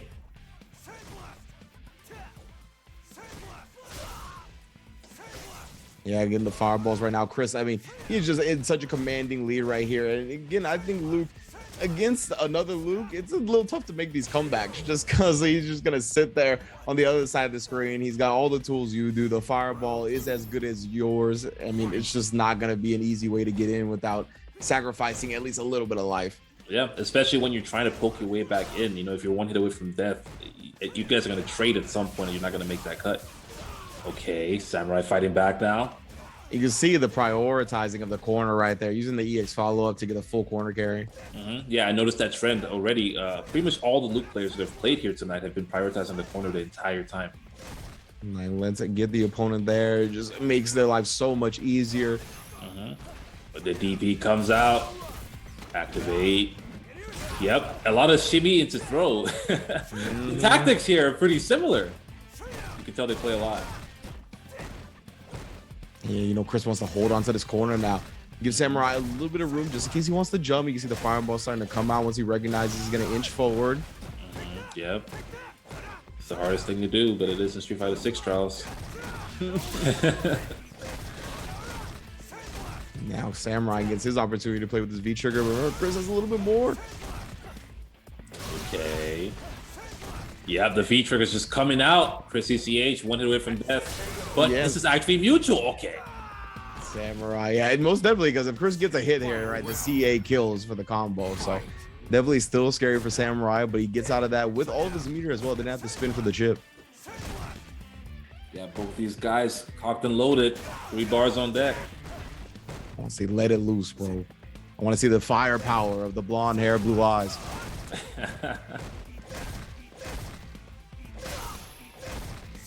Okay, fireball game. Now these guys are trying to shoot fireballs.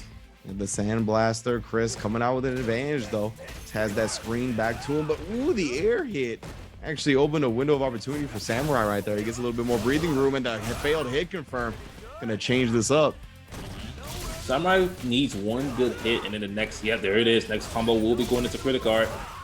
Ooh, there it is. Yeah, CA after the giant chunk of DP damage. And yeah, you got no hope of surviving this one, fam. I don't know. It's kind of close. Okay. Never mind. What was I thinking? The power, bro. Right there, Luke, making sure you know who the protagonist is. Yep. I mean, that is his whole purpose here. He went back in time just to let us know. Pull the trunks on us. You had to deal with me for a long time, fam. Wanted you to get a little bit of a sneak preview. Hey man, it's just a standard, right? I think everyone's way stronger in that timeline, and Luke just, just has stronger people to fight against. He comes over here, is just, just messing with the past selves, Precisely. Yeah.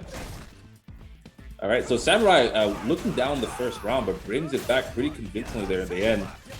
Yeah, it definitely felt like it was going to be starting in Chris's favor, but Samurai really composed himself. And I mean, this is kind of what we saw in game one. Chris in the first round, getting him in the corner, but Samurai bringing the V-Skill 2 out. That was a perfect timing on that. Yeah. Worth mentioning as well, I noticed a lot of Luke players kind of switching to V-Skill 2. If you remember, the meta at first was V-Skill 1, get the damage. But I think the more they've optimized their combos, they've realized that there isn't that much need for V-Skill 1. Exactly. V-Skill 2 just does a lot of things. It anti-airs when they're going out the corner, so that way they pay more tax for trying to escape. Does a lot of stuff. Yeah, I think V-Skill 1 was definitely like the easy to learn V-Skill when you're learning the character, right? You're like, okay, I can do it after a fireball from full screen. That gives me this and that. But at high level, V-Skill 2, I think it definitely has more applications. Yeah, for sure. Okay, the fireball. Now, CCH does have one more. A little bit of V-trigger there. And Luke's V-trigger is very interesting. It doesn't dissipate like the other V-triggers. You have to spend it or get hit. Yeah, even it can build back up over time. A Samurai finding it. Once again, both of these players, right, very content. They're both very neutral, ground-based players. None of them like to kind of take risks and go full. All right, as you say that, Samurai does the most Samurai thing you can think of. Starts the round with a giant message. Man said -2 EXDP. I will shut up now. Who's the one who's taking the risk? You taking your turn or me with the DP? Like that's the question. It really does open a whole new way to think about that. Yeah, for sure. I think we all knew it. We all know it. We just never actually just thought about it in the most direct way possible. Oh, the hezzy right there from Chris CCH catching Samurai trying to flinch. Ooh, and then again right there, he was like, you're going to press, you're going to challenge after this plus frame, and he knew it. CCH knowing that Samurai is a little bit too comfortable. Waiting there, baiting the DP, is going to take this round, evening it out. Yeah, Chris, I'm sure, is thinking he needs this round, because if you let Samurai go up 2-0, you can't make the decisions you want to make at any given point, because you're just trying to survive. Yeah, and like, oh, beautiful whip punish right there. And Samurai's one of those guys, man, that when you give him a lead like that, like he'll play the long game and like he'll manipulate you around where he's not even trying to win it. Like he's just trying to set you up for the dubs next time. Yeah, exactly. And if it happens to work, it works. Which is definitely why you don't want to be in that situation. Okay, the corner. See a lot more dashes from Samurai. And the stun bar is going to dissipate now. Again, this is what I was talking about. Like sometimes the Luke players get in that zone where they're going to spam the fireballs, and Chris is like, I'm going to holster now because I've thrown a lot. But yep. Try to throw one more. It was a little bit dangerous. Far, yeah, Samurai could have done stand fierce there, I think, but yeah, just a little bit too far for the crouch medium kick. You need to be careful about what you're saying, man. It seems like you have that commentator's curse on deck. Yeah, and then Samurai now, I think he's comfortable though, right? We talk about it. The time is on his side, and he's going to use every bit of it when he's in this position. Okay, V trigger, rapid punches. Okay, there it is. Spends it before he loses it. The stamina kick activate. That's going to be it. Samurai taking 2-0, and now CCH has to fight back and win 3 straight. He's going to take this. And I was just going to say that Chris needs to be careful of how he gives Samurai V-trigger, because he was inching closer and closer towards it. He only needed to block 1 or 2 more things, and Chris ended up spinning the V-trigger, which is all these hits, like 3 or 4, so it is immediately built to him that. And I mean, the stand medium kick is one of the go-to buttons as soon as the Lukes have it. So great stuff from Samurai right there. I think Chris just let that slip his mind a little bit. Yeah, and we talked about that a little bit yesterday, I believe, where there are situations where if your opponent's about to get V-trigger, that one hit is not worth it to give it to them. It's just, you're better off getting V-trigger yourself, just taking the big combo yourself sometimes, rather than giving it to them in that situation, because that's when they want to fight back. And you saw that happen perfectly there. That stand medium kick feels good. It feels right. But you know what else feels right is this Seth Chris is known for Seth. I think it went from Sakura to Seth at one point, right? And his Seth is particularly strong. Yeah, I kept talking about the Sakura and the guy. I always forget about his Seth phase. He has a very strong Seth, very successful at this character.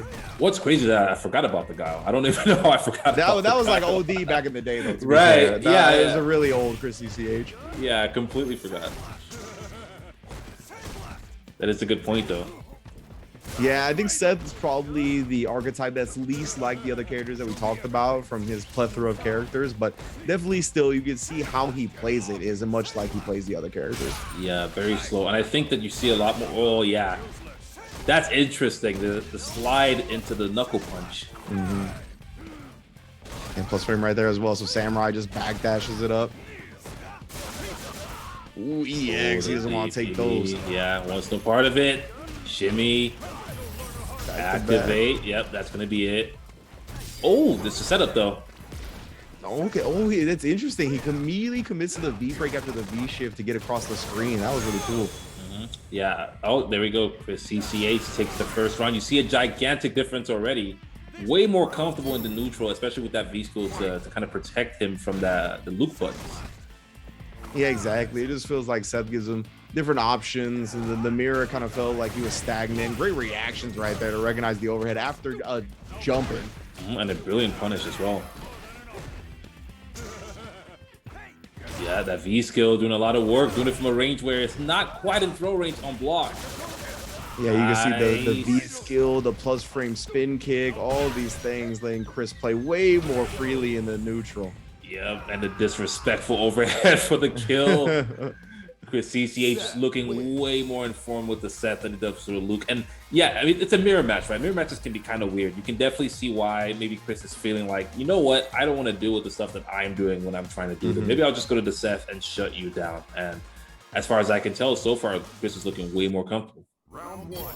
Yeah, exactly. It just feels like the way Samurai plays. Oh my goodness, that's what we're talking about. He can just do like these spin kicks and these V skills, things that you can kind of throw out a little bit more freely. You see even Samurai kind of risking a jump in right there because of these long startup moves. Yeah, it definitely beats a lot more things. And Seth is not a character you want to jump at just because of that standing heavy kick anti-air. Great buffer right there from Chris. Again, changing it up. Yeah, forward heavy punch gets the max pushback, prioritizing the corner. Boys, Chris trying to do something after that blocked roundhouse. It's not your turn. Side switch. Samurai giving him the space, not wanting to risk the activation. I like it. I've never seen a full screen and then just send it over like to the V trigger.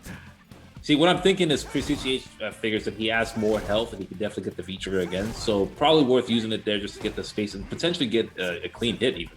Yeah. I really like the usage of it. And oh, Samurai again, just a failed DP right there. You saw him crouching at the last moment. Yeah. Chris CCH bringing out the V trigger 2. One of the few Seth players that actually used V trigger 2 pretty early on. Yeah. Always a proponent of it. Ooh, tries to catch him low this time, but still, he's got corner control. He'll be more than happy to keep going. The slowest low in the universe.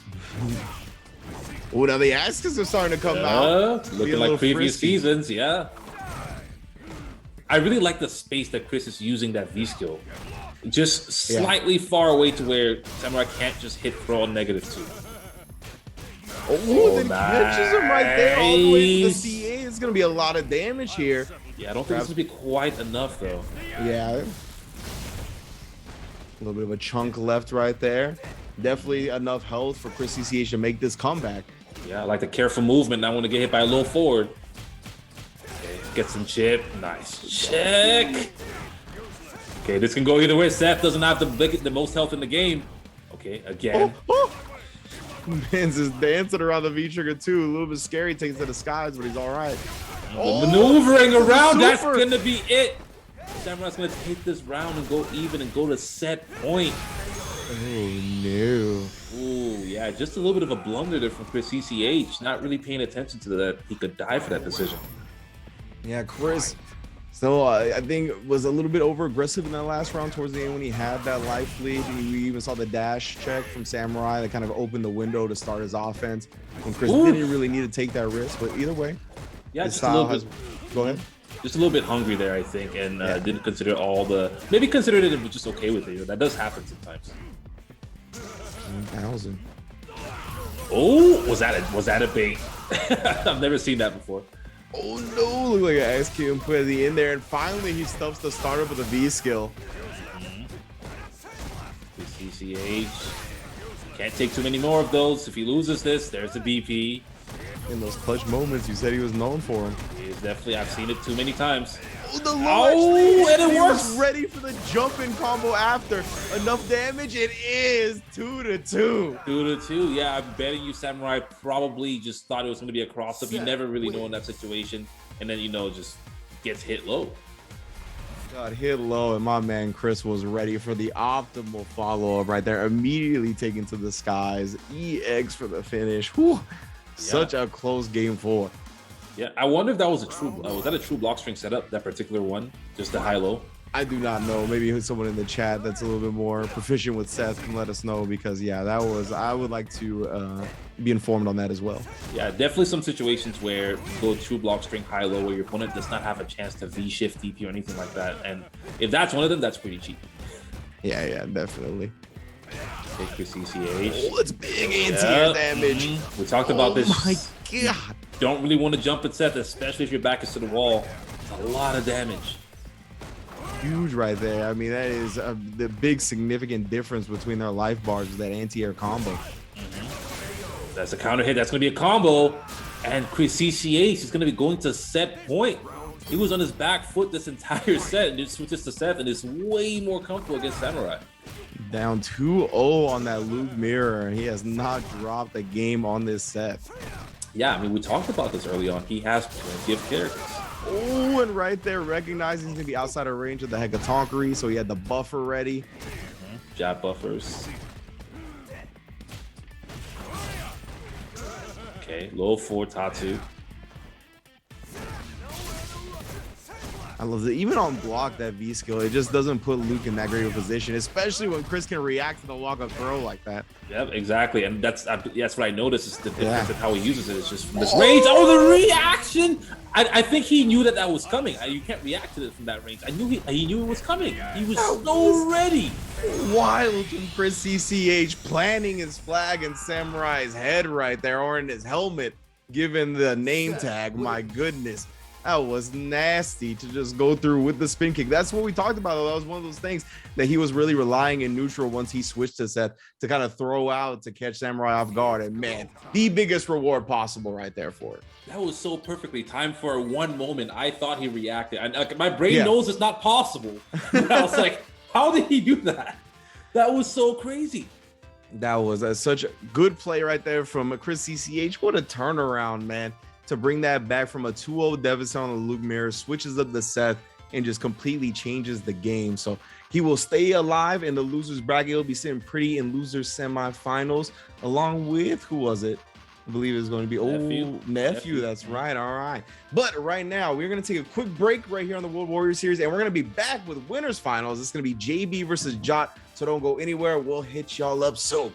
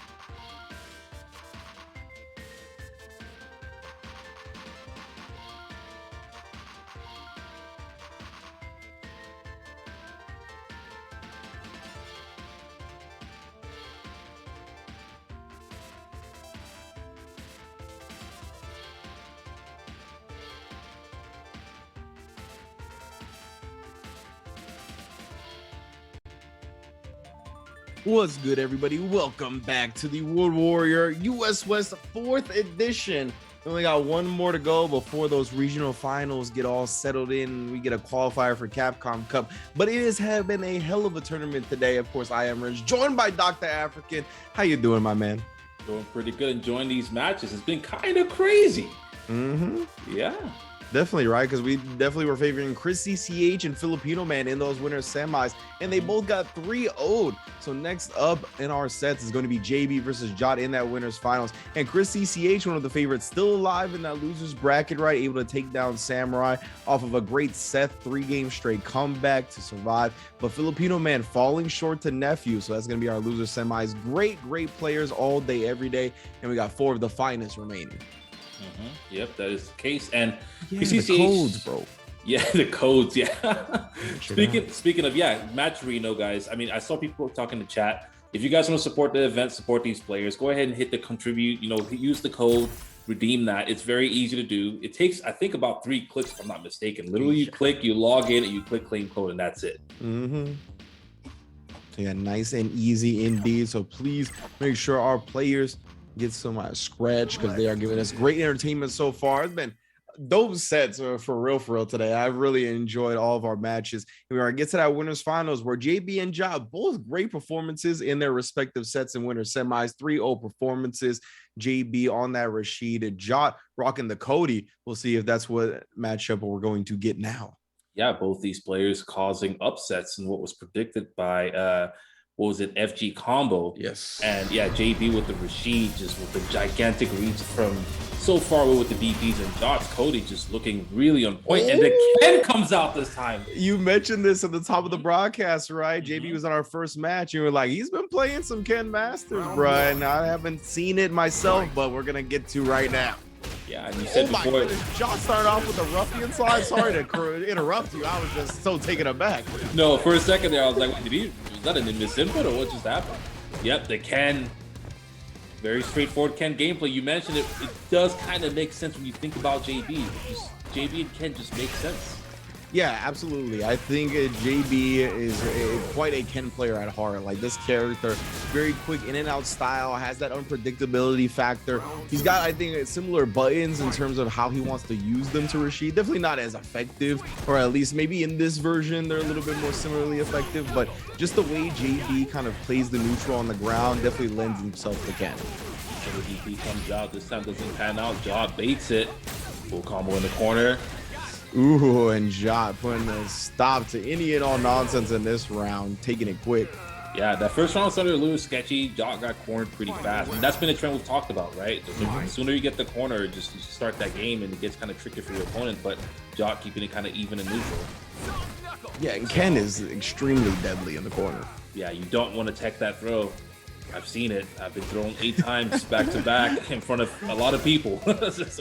It is what it is, right? Like, you kind of have to make the decision. So you want to avoid that situation altogether. Yeah, exactly. Oh my goodness, that sway past the fireball was sick. But it is definitely one of those things that may feel bad in the moment, but you have to think about the macro plan, right? Like, if he's going to spend his 1 bar to get you thrown and you have a bunch of meter and it's at the beginning of the round, it's really not that bad. Jot, though, he's still been turning it up. Oh, nice punish. Stand light kick. Exalt again, doing a lot of work. Yeah, he reversals this one, even without the low option, right? He just doesn't have a lot of health to play with.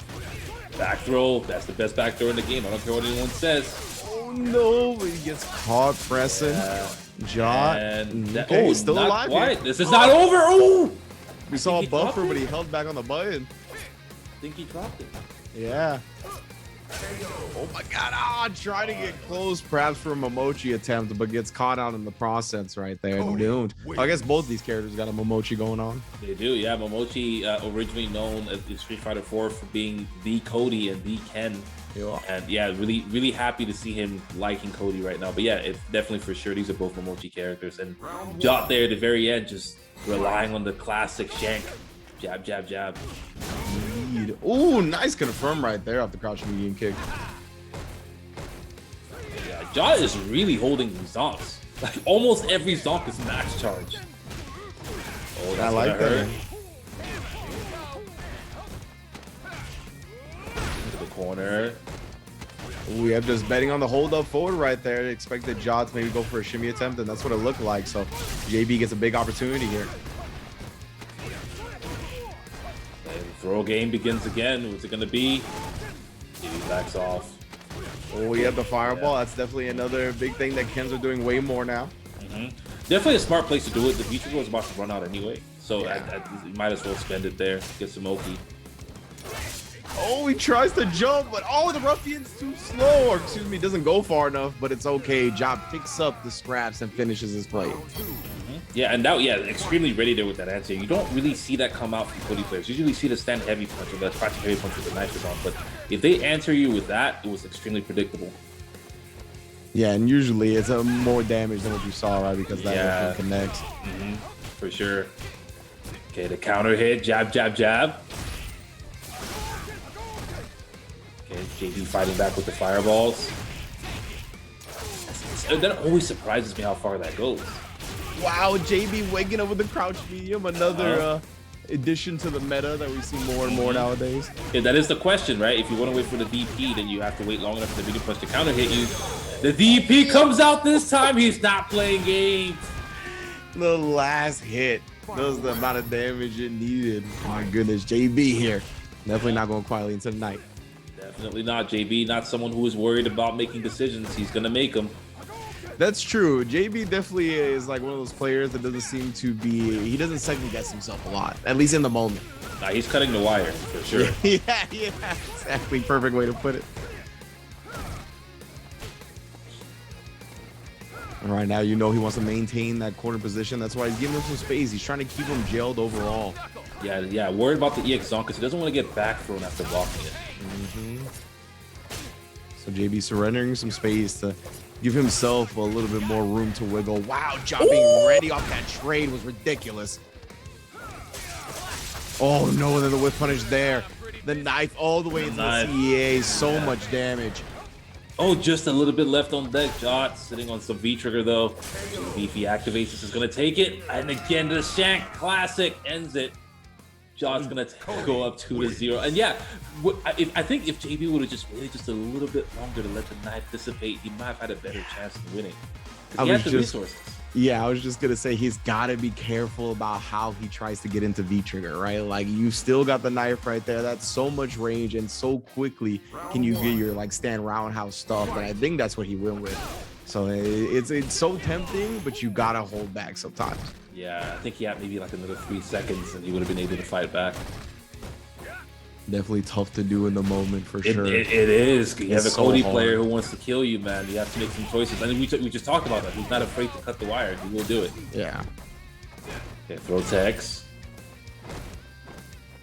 Right now, Jot still looking so in control with this Cody. Gets the anti-air as well. Now he's the one keeping the corner control. Doesn't get the combo he's looking for. And now it could all come crumbling down. But instead, Jot's the one that bets on the jump forward this time. JB doesn't get the cross-cut DP there, but he is in now. Pressuring with the throw. Dash throw. Oh no! Too much block stun still. 2+, you never hear it unless you're playing a Bison player. Just 2+. Oh boy, that is a tough break for JB right there. That was one of those things where it still feels like that Ken's a little fresh, right? Like everything has looked good up until that point, and it was just like, oh, one of those things where you need to wait a little bit longer. Yeah, manually timed situations are kind of tricky, especially when it's in the heat of the moment. But yeah, JB not letting it get to him at all. Still in there. Yeah, definitely looking good here. But JB, he actually hasn't found that much success once he's gotten Jot cornered, right? He seems like he's kind of hesitant to try to commit to anything heavily, and then Jot right there, perfect sway.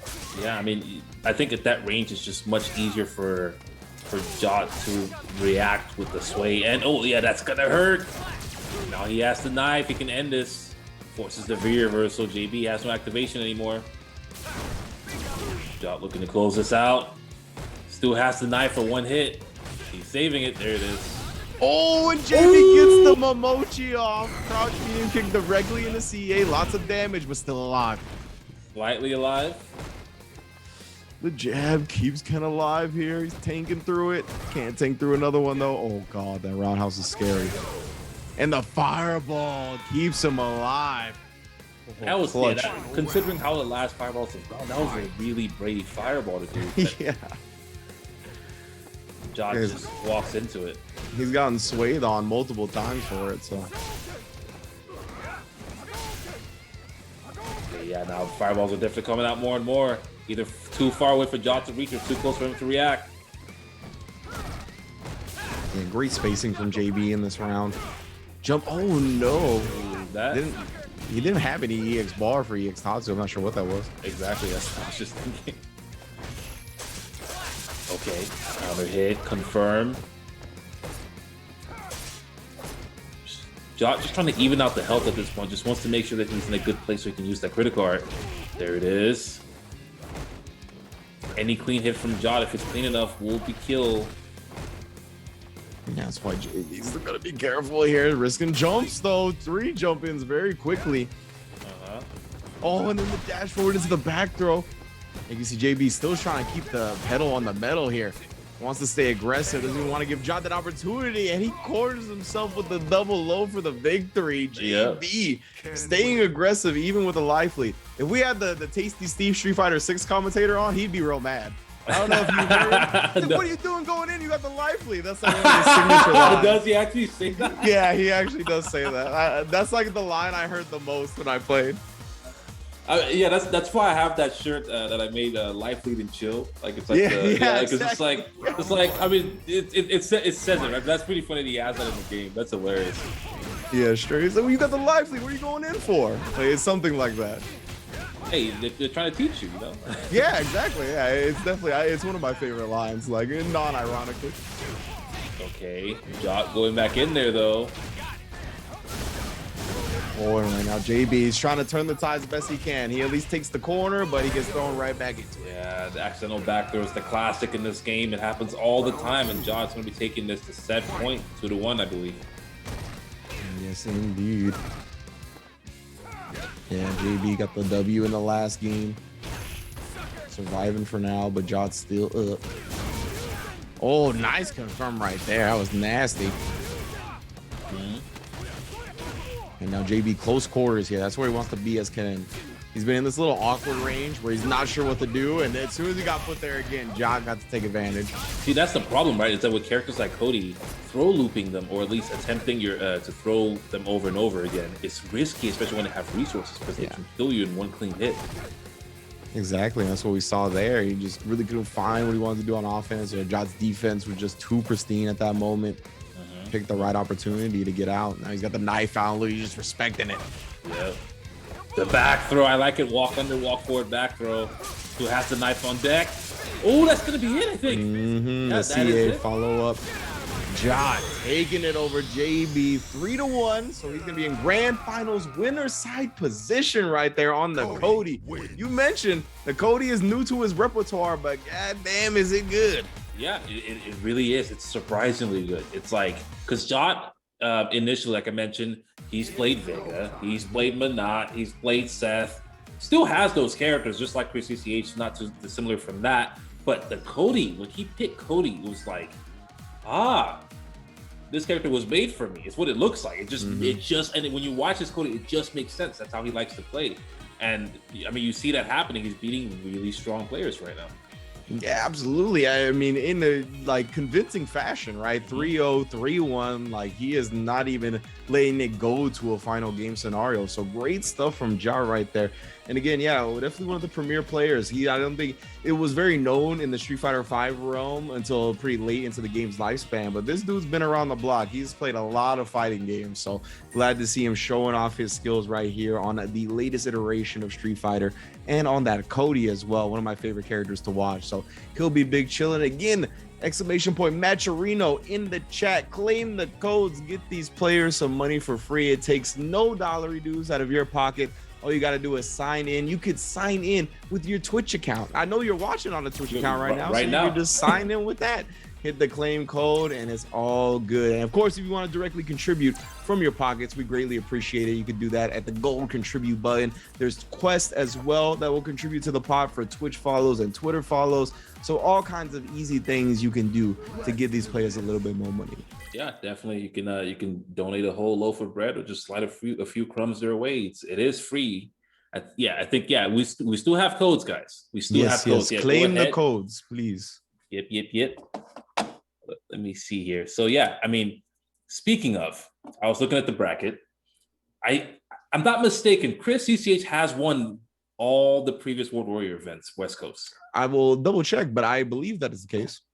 Because if that is the case, Jot sitting at grand finals winner's side. Is it true? What were you gonna say? Is this going to be the first one where Chris CCH does not win a World Warrior event in the West? I believe so. You know, what's funny is I just found the US West 3 results, and Jot actually got second place too, Chris. Yeah. So definitely looking like he's knocking on his door a little bit. But yeah, I'm gonna be looking up the rest of the results as well. But yeah, as far as I was concerned, I think we were talking to Valle during the check yesterday. I believe he mentioned that Chris has won all of them, so I assume he has. Yeah, we'll go with that assumption for now. Someone correct me if I'm wrong, but I'm pretty sure that that's the case. What a complete monster he's been. Yeah, he won week 2 as well. Wow, week 2 was also, two was also Chris and Jot in grand finals. Yeah, and you know what's interesting now, as we're watching this, Chris is now just sticking with the set. I think that Chris probably expected the Luke. I think. Oh, I didn't even know we got into the match already. Yeah. Oh, no worries. And I think Nephew also was expecting the Luke, and I think that both these guys attempted to counterpick each other and ended up with this matchup. Yeah, most definitely, right? We heard that Chris almost lost to Nephew's G in the bracket earlier on his Luke. So Chris is starting off with the set, as you mentioned. Maybe he doesn't want to give Nephew that opportunity to get that close again. And to be fair, Chris got to feel pretty comfortable with this pick just because, like, this is what he used against Luke last time. So it's like, even if you switch to your Luke, Nephew, like, I'm big chilling. Exactly. Oh, no, the whiff as well. Yeah, I really do think Nephew was expecting the Luke here. Yeah, I wouldn't imagine wanting to play G against Seth. Look, I don't know. I haven't seen this matchup in quite some time, but it's looking kind of rough in that first game. That's for sure. So this matchup is interesting because G generally has good anti-airs, but the dive kicks kind of make it tricky for G, right? So the G player has to be on point in a lot of ways, but then also the biggest problem is that Seth has that V skill, so you can't just be walking around buffering, right? So that's a problem. But there is a saving grace that G hits like a tank if the hit is clean enough, right? But that's only if he gets a clean hit. So that matchup is kind of, I wouldn't say it's not great for G, but it's one of those things that breaks G's typical game plan. Yeah, and that is like so important, right? That's basically what determines like when a character has an advantage in a tournament environment. Is like if you can make the other character play in an uncomfortable position or just where they can't rely on their usual playbook, it is so much more difficult than usual. Yeah, for sure. And that's usually when you need to be more of a character specialist to overcome something like that. Yeah. All right, so QCCH, I think, sticking with the same. Yeah, same stuff overall. And Nephew, I don't think he changed anything. Visco. Yeah. I assumed he was rocking 1-on-1 before. I wasn't paying enough attention, to be honest, but looking like we're going right back into it. Yeah. Okay, the buffers are coming out now. QCCH.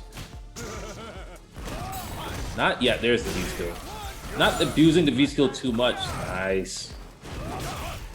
Oh, and that's what you talked about, right? That crouch fierce is usually so reliable, but Axe Kid getting right around it. Again, fam. Yep, definitely makes it tricky. Now the Nephew gets the V-trigger activate off the low, and now it is time to party, bro. Yep, +3 on the EX low activate.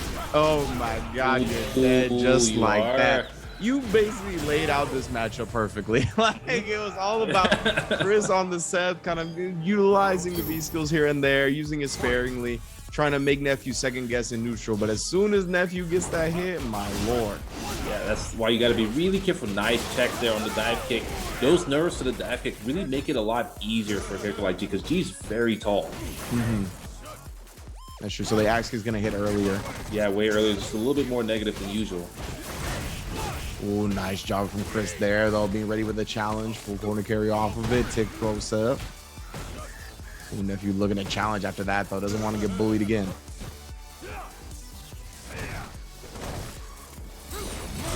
Oh, even the V skill getting shut down by that. None of these things have that automatic timing that you want.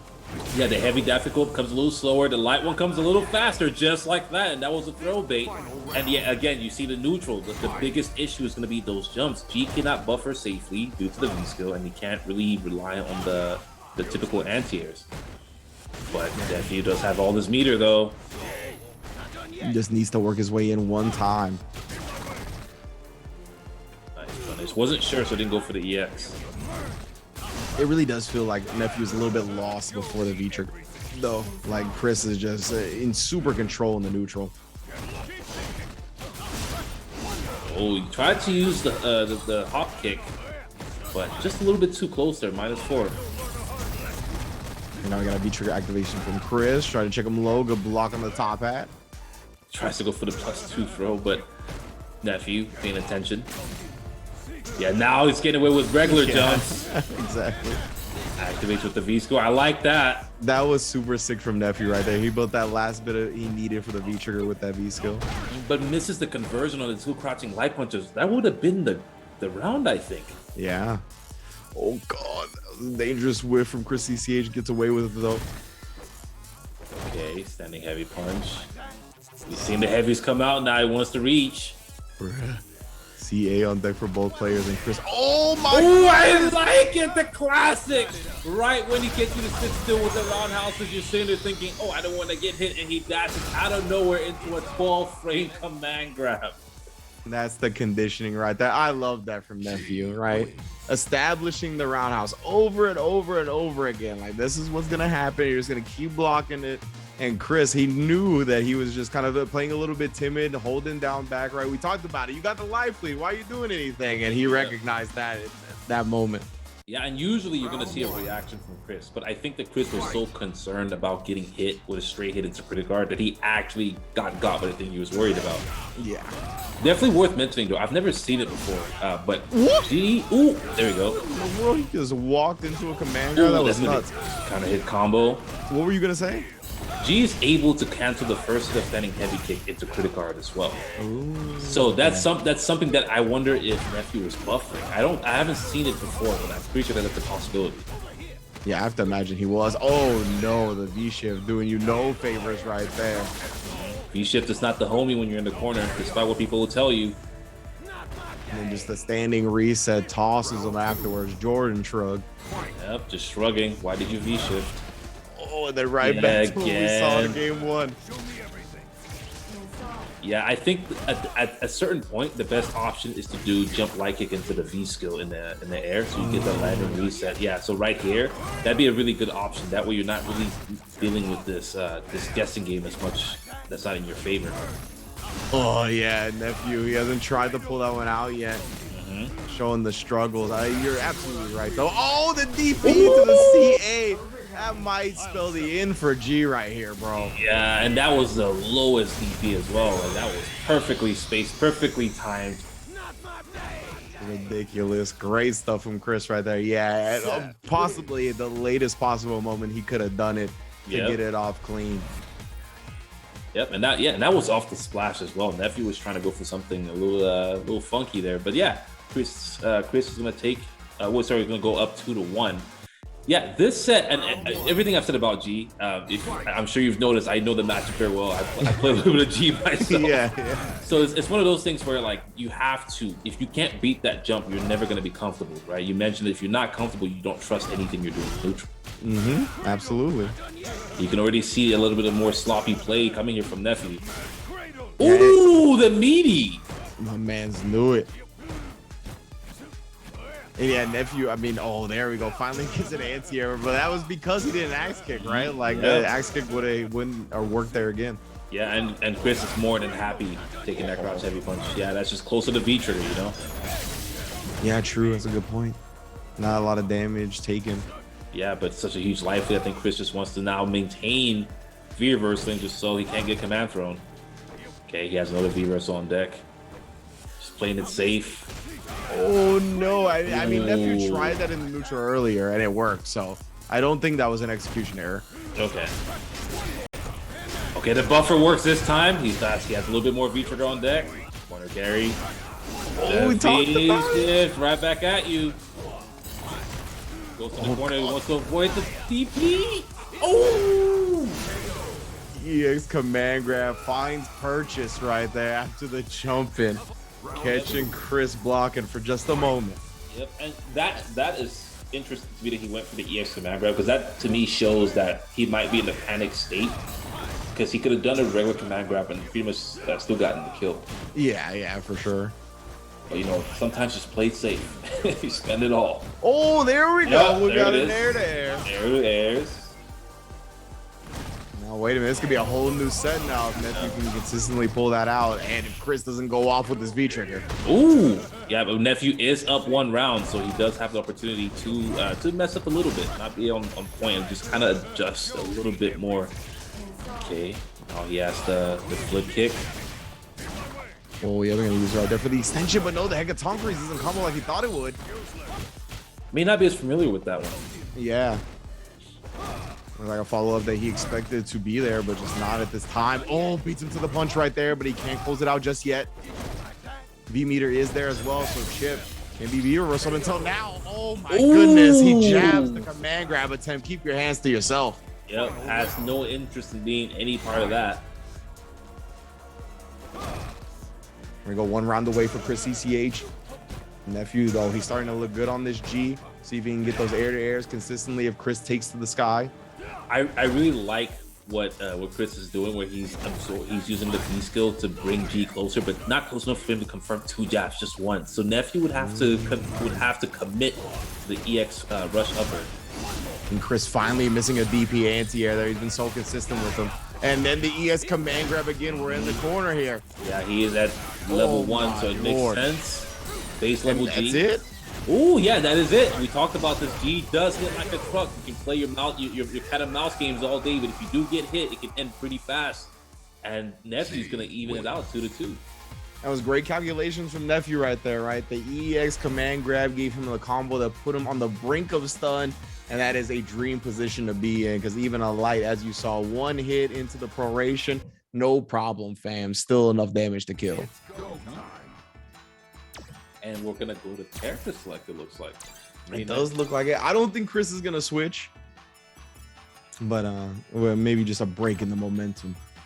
Yeah, I wonder. I mean, if the set they play, because now it's looking like Nephew's adjusted, right? But we talked about them playing earlier and it was close. True. But close is much better than this is going really bad. So there's a pretty good chance that I think Chris will go to Luke. I think so. Yeah, fair enough. Because Chris, I mean, despite it being close, he did win right earlier. He won in the Luke versus G matchup. So yeah, when all you need is one game, and after you condition your opponent with 4 games of another character, this could be the move. And sticks with Seth. And wait, is that the same V skill? That's the same V skill. Yeah, same V skill, same V trigger. I'm just trying to take a breather for a second here before the game deciding or the set deciding match. Oh, finally that forward fierce works out. He's been fishing for it a lot. It has not come through. Oh yeah, the level 2 upper, just high enough to get the EX low. And the command grab, what's it gonna do? Yep. Now close to death. Level 3. This is gonna be a little bit close. Doesn't go for the big combo though. Could have done a little bit more. Oh yeah, Nephew not trying to stick his hand in the blender that time. Yeah, I love back dash. Yep, just like nope. You could axe kick over there. Leave me out of that. Exactly, and just punishing the landing frames. That was a great route to take, especially when all you need is one more hit. Yep, and Nephew is beautiful right there from Nephew. And that's what we've seen him do that time and time again, right? Just these spacing games where he was walking back and then whip punishing these heavy options. Doing that even with the jumping on the axe kick now. I think he tried to backdash there, got hit by the crouching medium punch, but again, it's okay because if Nephew gets his last bar for V trigger, he can make his comeback very easily. CCH. Great job from Chris right there, covering himself. He saw the backdash on the throw, but was still at plus enough frames to get the jab. Look at the defense! Oh, and Chris CCH with the just resetting the V trigger, keeping it there for as long as possible. Goes for the throw and then gets the hit with the stand pierce. Final round here in the set. This is to get into losers finals right here to go up against JB. Chris CCH has not dropped a World Warrior US West event yet. Yeah, definitely the favorite to win this. Yeah, the cross medium punch for CCH definitely is one of the most clutch players in the country at the moment, so wouldn't count him out. Yeah, he's still looking very comfortable in this spot. Has a life lead. Nephew so much needed to his name, though. He's going to spin some of it now. Take the life lead for himself. This is dangerous. Oh, just presses the fierce after the whip throw. The confidence. A little bit too far for that B skill, though. Like the forward fierce is being really abused now. Look at those! What is going on? The perfect walk back and forth. CCH got to say he has to get the hit. He does. It's the big hit at the last moment of the V-trigger explosion. What a tech throw from Nephew. Now he gets his own V-trigger to activate. Give me that space. Yeah, just wants to space there with the fireball. Can't trust the anti-air. Even. But and the crouching medium punch is gonna eliminate Chris CCH. Nephew, he had the confidence, all the confidence of the world to buffer behind that because he can freely cancel afterwards, keep it safe. Great stuff right there. Chris finally drops a World Warrior event at 4th place. Nephew going to be going up against JB in losers finals. Yeah, and Chris CCH getting 4th here is not too much of a setback, right? We talked about him already being solidified in the rankings already, but him dropping this is, I think it's just showing how hungry everyone else in this bracket is. Because Nephew pulling out the G. I haven't seen his G in a very long time, but his G is looking kind of crisp. Yeah, most definitely. And I mean, obviously it did enough work against the Luke earlier where Chris was like, I'm going to stick with the Seth, right? He didn't even pull out the Luke. So that means that Nephew has a dangerous threat up against the favorite of this coast and both of his characters that he's been rocking on the main stage. So definitely showing some cracks in the armor. That's important going into that regional final for everybody else to see and kind of gain confidence against the guy that's been dominating. I mean, worth mentioning as well, before Chris CCH was the one dominating, it was Nephew. True. Right. So both these guys, I mean, I think they're both very experienced to be playing at a level this high. Not to, I wouldn't say it's too much of an upset. Chris has just been on the tear, just beating everyone lately. I don't think I've seen him lose very often at all, especially not in the West Coast. So it's nice to see Nephew's G doing work like that. And I'm really excited to see how he plays against JB. Indeed. Oh, and he's gonna bring out the Colleen as well, the signature character. Yeah, Nephew definitely known for his Colleen, but JB with the Ken still. Yeah, man, it's gonna be interesting to see. It has the Christmas. Tis the season. It is getting there. The weather's getting cold outside.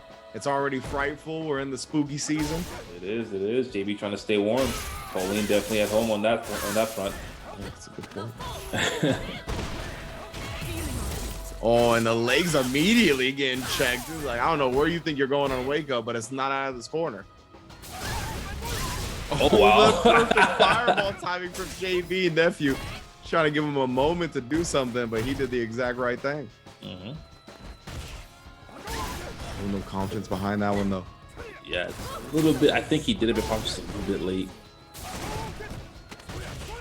EX fireball run. Yeah, this time doesn't go for the throw, directly goes for the tick throw, so he's not 2+. Yeah, good adjustment from JB right there. Oh, Nephew stuck in this corner here. Oh, he caught him reaching, and he's going to teach him with a walk-in throw. Yeah, look, at that point, you might as well just tech twice, right? Like, it's like, if you didn't die from the shivvy, you might as well just do it again. I don't mind looking like an idiot, Like, yeah, exactly. We're all gonna have idiot moments playing fighting games. This is how it is. All right, now Nephew looking to maintain his control again. Already got that corner that led to so much success in the last round, but it wasn't enough. If he still got that dub, catches him reaching now though. Now who's the teacher? Oh, yeah. Lessons being learned right now. Cracks his bone with the crush counter. Gonna leave him right outside the verge of stun. Yeah, I love that decision from Nephew that gets the crush counter and ends it with the V skill. Really close to V trigger now, but doesn't need it. It'll be a full jump combo. Even out the rounds. Nephew tying it up. You don't see that very often. A lot of players only concern themselves with the spectrum of getting damaged, right? But you see Nephew, they're using that roundhouse for the crush counter to get V meter and then ends it with the V skill. That was almost a full bar of V trigger, V meter just from that. Very, very good stuff from Nephew with the awareness, the prioritizing of the V trigger, knows how to get the most out of it. Yeah, speaking of, he's sitting on it right now. There's no confirm. Oh, there it is. He's confirming the counter hits. This is gonna hurt. Lots of damage again, and then yeah, one hit away from stun. You're done, and Nephew taking the first game. Yep, definitely looking. I know the G was looking smooth, but definitely looks a lot more comfortable with the Colleen. Like, just seems like he's moving around a lot more states in a much more stable way than he was with the G. Just really aware and easy for him to just use the right options at the right times. Like, as much as he looked like a competent, confident, high-level player on G, Colleen is second nature to this guy at this point, right? And you could even see that difference. Yeah, definitely at home. And JB, I'm just tagging him a little bit. Both players tagging with those low forwards. This time the buffer's behind the crouch or the stand medium punch. Definitely one of Ken's better buttons. Oh, okay, DD doesn't pay for it though. Nice confirm. Man, try to punch the icicle. Very Ken thing to do for sure. Ken would dragon punch through it. Yeah, just like that. I was just gonna say he really would do that in real life. Oh no, anti-air not where Nephew was looking for it. Drops the combo after the target combo. Ah, JB, slight little hesitation right there. Delayed wake up jab, catching Nephew's button. Yeah, and JB's up one round again. Ooh, he has a lot of meter behind that one, but no confirm. Very hard to do that on the crouch medium kick with Ken. Oh wow! What a hard just call out right there. Wake up dash to get past the icicle. No, still can't find an anti-air on these double jumps. Yeah, those DPs are definitely usually what you want to do just so they pay some kind of price for trying to get out of the corner. But Nephew doing the double jump at the exact right time. We gotta confirm from JB this time on the crouch medium kick. Oh, but Nephew recognizes your crouch medium kick's negative, my man. Don't try to come in. For sure, EXDP on wake up. Tries to go low. Nephew just blocking it out. Yeah, some PTSD from that failed anti-air attempt last time. Just blocked. Oh, knew he was gonna come in with the V-trigger 2 movement. Perfect timing on the neutral jump from JB. And the awareness to use medium kick was brilliant because a lot of people, a lot of the times you might not notice how, because Colleen is getting across the screen really quickly, and JB just really paying attention and noticing, hey, I should use medium kick so he hits both sides just in case she goes behind me, and it works out perfectly. So right with it right there. The jump fierce, the jump roundhouse, both most likely would have whiffed right there. So the jump medium kick, my goodness. Yeah, for sure. I mean, that fierce definitely works miracles sometimes, but I don't think that was one of the situations. I don't think so, yeah. Evens it out 1-1. JB definitely proving that this Ken is not anything you want to mess with. Ooh, and they're gonna confirm right there as well. He starts getting those consistently. It's gonna spell disaster. Yeah, he's warming up. You know, like we said, it's cold over there. Ken just needs some time. Indeed, melting the ice with the flaming Shoryukens. All right, JB looking way more comfortable now. Goes up one round. See, even with the jump fierce right there, trying to hit her in the shoulder blades. Yep. You see the low forward over and over. Probably, I bet you there's a buffer behind every single one of those, but Nephew catching on with punishing with the standing heavy punch. Now he's in there. Yeah, that was nasty from Nephew right there. Perfect deterrent now. That's why you see JB starting to throw some fireballs more, try to jump out. Not gonna happen. He's being very active defensively. That is true, Nephew. Vanity step. Super fast. JB was jabbing. He didn't have the time to react to it. One more hit will stun. Wow, and the roundhouse, the Hail Mary working out right there. You take it all the way to the house, he may be able to. Oh, the hesitation, no biting from Nephew, but how many throws is gonna take? That's enough. Definitely challenging there. Awesome, and then he committed to the parabellum. He must have thought it hit. The rollback gods give it, and they shall take it away. My goodness. For sure, and I think you know what I'm thinking in the activation itself. I don't know if I'm wrong here, but I think Nephew could have gone into Parabellum in that early side as opposed to going to the Hail, and it should have gotten the kill. He had the V trigger on deck. I don't think it would have scaled that much, but I mean that's just one of those things. The pressure is so high, he wasn't thinking about it more than likely, and it just doesn't work out for him. When now being down a game and JB being on set point, gonna go to the character select. Think about the roulette he's got at his disposal. I mean, he does have a Luke. We saw the Luke earlier. He showed the G. The G is looking really strong. I don't know. I know Colleen players generally don't like dealing with fireballs, especially characters with slower fireballs. So I don't know if he's going to stick with Colleen, but if I had to guess, I'd say probably the Luke makes sense. But I think it's going to be the Luke too. Yeah, Ken does well against Luke as well, so it's a tough choice. Oh, it's a G. Part of me was hoping for this. I know this matchup as well. G is pretty good against fireball characters because you can't use your fireballs as often because you just get him close to the V trigger. It's very easy for him to absorb it. Very easy for him to just have his finger on the trigger on that. Yeah, that button is not going to be as good. Nephew does like it, but it is minus, and Ken has to stand like it. Excuse me. Yeah, he's gonna be ready for that punish time and time again. Who just resets him with a stand fierce right there? He wants him right in his face. Oh, okay. Is it committed to the fireball already? No, the V skill. Maybe thought he would try to bait it out, but JB hesitated a little bit and caught him. Yes, no activate. This has happened before. Make the comeback. JB not wanting to be there. And it's brilliant. He was paying attention. A lot of people get caught slipping there, but JB not wanting to sit there and get command grab. Wow, what incredible defense. In the very first scenario that was presented, JB V-shifting his way to success and now set point. Yeah, and such an awkward situation as well. Yeah. Like, why was he so ready for that? Yeah, I was very, very impressed with that. Okay, now we're back to neutral, slow and steady. My goodness, and yeah, it's putting the big leg on him now. Yeah, that's going to be a huge part of this matchup is that heavy kick. Ken doesn't really have too many ways to deal with it. You see JB, he's not really committing to the fireball side of it or anything like that. Oh, does get the buffer on that though. Freed up, goes with the Taro combo, confirms it. Now he's in there, giving G space. It's risky, but he empty jumps into the corner. It's a cross slide kick. This is gonna, it's a lot of damage. I don't think it's gonna do it. Yeah, definitely. Oh my goodness, JB just walks up and EXDPs him? That's how we're gonna end the set, bro? What? No way, JB.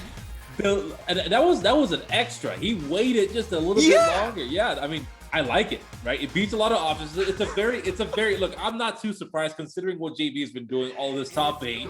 That he does that like that. Yeah, he does. I've seen him do that on Rashid too. That is a JB special. But my goodness, does it knock the wind out of me every time I see him do it? Yeah, no, that definitely was not how you want to lose your set. But JB sending a message, and he's gonna be moving on. And you know, we talked about, right? JB is that dude that doesn't second guess his decisions in the moment, man. When he feels something, he trusts his gut and he just walks up. You're gonna press something. You know what beats you pressing something? An EX invincible move.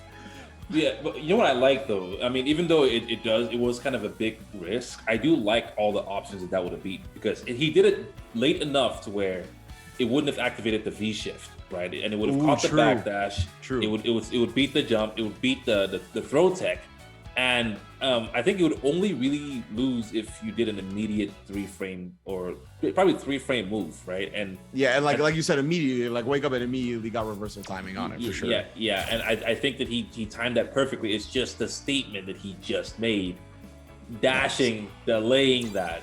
Oof. Yeah, the delay was too sweet, and I need everyone to finish these codes. I think we got single digits left. So claim the codes, finish them up for me, and we can get these players a little bit more scratch. We got quests as well. Oh yeah, I see it ticking down live in front of my very eyes. So thank you everybody that's contributed so far to the match arena. Thanks everybody that's just been tuning in. This has been a hell of a tournament so far, man. Lots and lots of good games, some hype moments, and nothing more that I could have asked for. Yeah, these players are definitely tryharding right now. They want those points. They want to qualify. Jot sitting pretty in grand finals. We're gonna have JB going up against Chris CCH. They need that medically prescribed deodorant. Like, my goodness, the perspiration. It is that type of situation for sure. Ooh, and Jot bringing out the Vega. We talked about this being one of his characters. Oh, excuse me. Hadn't seen it yet, but now we do. Excuse me, I was looking at an outdated bracket. Yeah, so this matchup is interesting. Generally speaking, Vega does okay or pretty well against Fireball because he has that piece of one. Oh, again. Cross counter. Yeah, we'll see. Jot definitely, like, it didn't seem like much hesitation, right? It's like JB's rolling with the Rashid, going immediately into the Vega. Definitely feels like he's comfortable in this type of matchup. Slide hits. Does have the feature on deck. Yep. Oh, no. There it is. And JB, I saw reversal. So I think he tried to DP. I imagine, right? Yeah, you can EXDP that gap, I guess. Yeah, you can definitely EXDP, but I think he thought the gap would be bigger than 2 frames. But Jot reacted pretty early on that, and I think he kept it tight. So 1 to 2 frame gap for sure. JB trying to exploit it without using any meter and pays for it. Okay, no reroll. And then I don't blame JB for delaying it a little bit, right? Or not delaying it, but going with the regular one because the Vegas tend to delay the activation. Jot just, a little bit faster on the reaction. Oh, nice, but okay, he's gonna have to spend it to stay safe. He does have to chip out. Yeah, it's definitely gotta be in the forefront of JB's mind at this point. But that's it. Any clean hit, Jot will win this. How's he gonna do it? Trying to make something happen. He doesn't want to let him get close and get in that range yet. Trying to stay active so he doesn't do so. I mean, he's got an opportunity to win. It just as I say that, the stand light kick on Wake Up. Yeah. Of all things. Yep. At a certain point, you have to make the choice, right? And I do respect that from JB, and Jot kind of had to make a decision there as well. JB got it pretty close there. Vega, the only character in Street Fighter V that does not have an invincible critical art. Oh, okay. True. Yeah. So, Jot says this is for me. the Vega was for me. Thank you, Jot. Very nice. Okay, so a personal request. That's why we're seeing it fulfilled here. Okay, all right. That's a message in and of itself, right there, right? Yeah, it's like I'm looking to please the commentators. I'm not worried about the matchup. Yeah, I'm sure he's happy that he doesn't have to play someone that he trains with all the time, as Chris CCH or Filipino Man. But we're talking about FG combo or FGC ombo. I don't even know anymore. FG combo. Yeah, I know. Oh, okay. But so I didn't know about this website up until yesterday.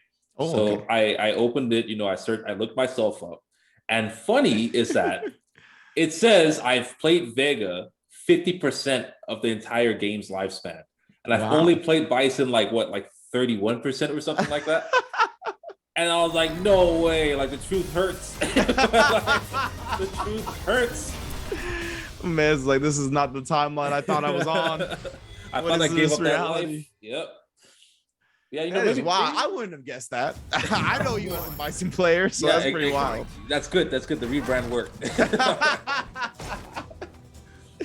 All right, here we go though. Jot looking ever comfortable on this. JB going to the tried and true, the Rashid. Yeah, the Rashid, definitely what he's known for. One of the best in the business for sure. Oh, and he gets the big jump in. Jot pressing one of the big buttons right there. It was just perfectly timed from JB. Yeah, getting that free pressure with the tornadoes. But Jot been challenging perfectly right there, just as he was on the verge of stun as well. But JB checking the dash, not letting him take anything for free. And yeah, you already see how much more comfortable JB is with the Rashid. It's the same. It's kind of the same story with Nephew, right? Like, yeah, your ult looks good, but the way you're moving, it just feels like you're breathing, just like legit. You're just doing it. there's so much that they've established with these characters that is just like of unconscious mind now. Oh, the elbow to stuff that was super clean. Yeah. In there with the Rashid again, and Jot tries to go for the EX command grab after blocking the jump. what a read. I think he was expecting a shimmy or something like maybe a delay for some reason. But yeah, JB just not leaving too much of a gap there, and it's going to even this out 1-1. Good stuff, man. Real quick second game right there. I wonder if Jot now not going to. Oh, yeah. He's going back to the battle lounge to at least break up this momentum a little bit. Yeah. No more games. No more games. No more trying to satisfy the requests of the commentators. Yep. All right, so we're going to see big business now, perhaps being handled by Jod, who has done incredible in these World Warrior events himself, right? Got second place at the third event, at the second event. So now he's looking for a double of his own. JB has gotten top 3 a couple of times as well, if I'm not mistaken. So both of these players have been on the verge. Finally, Chris CCH has been vanquished in the bracket. So now we get a new champion. Yep, and Jot definitely sitting in a good spot to take this as well on winner's side, but JB looking to even it out. That Rashid's looking pretty clean, so I think probably a good time for Jot to switch to a character that he's more comfortable with than the Vega at the moment. And again, it's weird to say this, but it's looking like the Cody's the one. It's just weird. Yeah. I was legit on the same wavelength, and that's what he's on as well, right? The Cody has just been looking so masterful from him that I couldn't imagine another character coming out. Like, I'm like, bro, the way you looked on the Cody, leave that Luke on the bench, man. Right. Like, it's all good. So yeah, sometimes that's what I was saying before, right? Sometimes it's not about the character's strength. You have to kind of mesh with the character to bring out their full potential. Absolutely. Yeah, if it was as easy as just picking the best character, there'd be a whole lot of people winning with it. And I mean, there's a good amount, but not as many as you think. Yeah, for sure. And yeah, already here, Jot always has that fully charged somehow. I don't understand. Yeah, man, he prioritizes those zongs. He'll sacrifice a button. Jab, jab, jab. Punishing the eagle spike and going nowhere. Oh, wow. I thought there was going to be one more sequence, but no, sir. I told you there's something about Luke and Cody that just have a little bit more spice on it. Yeah, just a little bit more. Okay, the whirlwind. The chicken has been seasoned. That is for sure. Here, having Jot in the corner, but Jot has been showing pretty good defense in the corner and actually fighting out and winning most of the rounds where he ends up in this situation. Oh, now we're pulling the knife out. Foreign objects. Yep. On the slice. Oh, ever been whip punished by a knife? Doesn't go well. Don't want to find out. Yeah. The prison strats. Whoa. Yeah, exactly. Oh, trying to get him with one more EX and whip, but he caught him reaching anyway. Good stuff from JB. Final round. Yeah, I think that was a little bit of just like dissonance in that situation. It was like, what's going on? And then yeah, it just worked out anyway. All right, cool. Dissonance, that is a good word. 100% what happens a lot in fighting games. Like, you're just like, what just happened? And then that kind of like snowballs into you just like being a little bit more antsy than usual. Hey, those medium attacks from Cody, they don't look like much, but they do hit a lot. Yeah, they're adding up big right now for Ja, that is for sure. And man, he finds his way in the corner. Tick throw is one out. There's a massive life lead. You got to worry about stun as well. That's why he's getting out of dodge. Oh no, the sway was too early. Oh, now my man's is getting taught a lesson. Oh, again, the stun was right there too. Gigantic spike from the eagle. Yep, definitely reminiscent of the Ibuki jump release. Okay, here we go. Cody's in there. Knife is out. Oh, and yeah, you're just so concerned. You have to respect the knife, the range and speed of it so much that Ja takes advantage and walks up and tosses them in the trash. Yep. I mean, look, Ja was playing Vega the whole time, right? He was like, okay, well, I could just play Cody and just use the knife instead. I mean, I get all this stuff, and if it doesn't work out, I just get better Vega. Like, why would I do this? Exactly, bro. He's like, what's a claw to a knife? Yeah, well, yeah, exactly. It looks like he brought a claw to a knife fight. Not what you want to do, fam. You got adamantium claws, I got vibranium knives. We'll see who wins. Oh, beautiful sway as well. Dodge already coming out. Jot still looking very much in control right now. Eagle Spike gonna get stuffed and punished. Yeah, but those Eagle Spikes have been coming out quite often. I wonder if those are input errors or if he's just trying to look for something. With the interruption on the towards medium right there. Backs away, yeah, but the DP. He's still there. He doesn't get a boost though. Oh, yeah. And Jot just betting on him walking forward. Caught it correctly. That could have been bad. Jot just buffering with the shank. Now what's JB thinking here? Oh. Checks the dash this time. Neutral jump. I want to see a jump forward Eagle Spike, to be honest. I do want to see it. Oh, you're a bad influence. Very much so.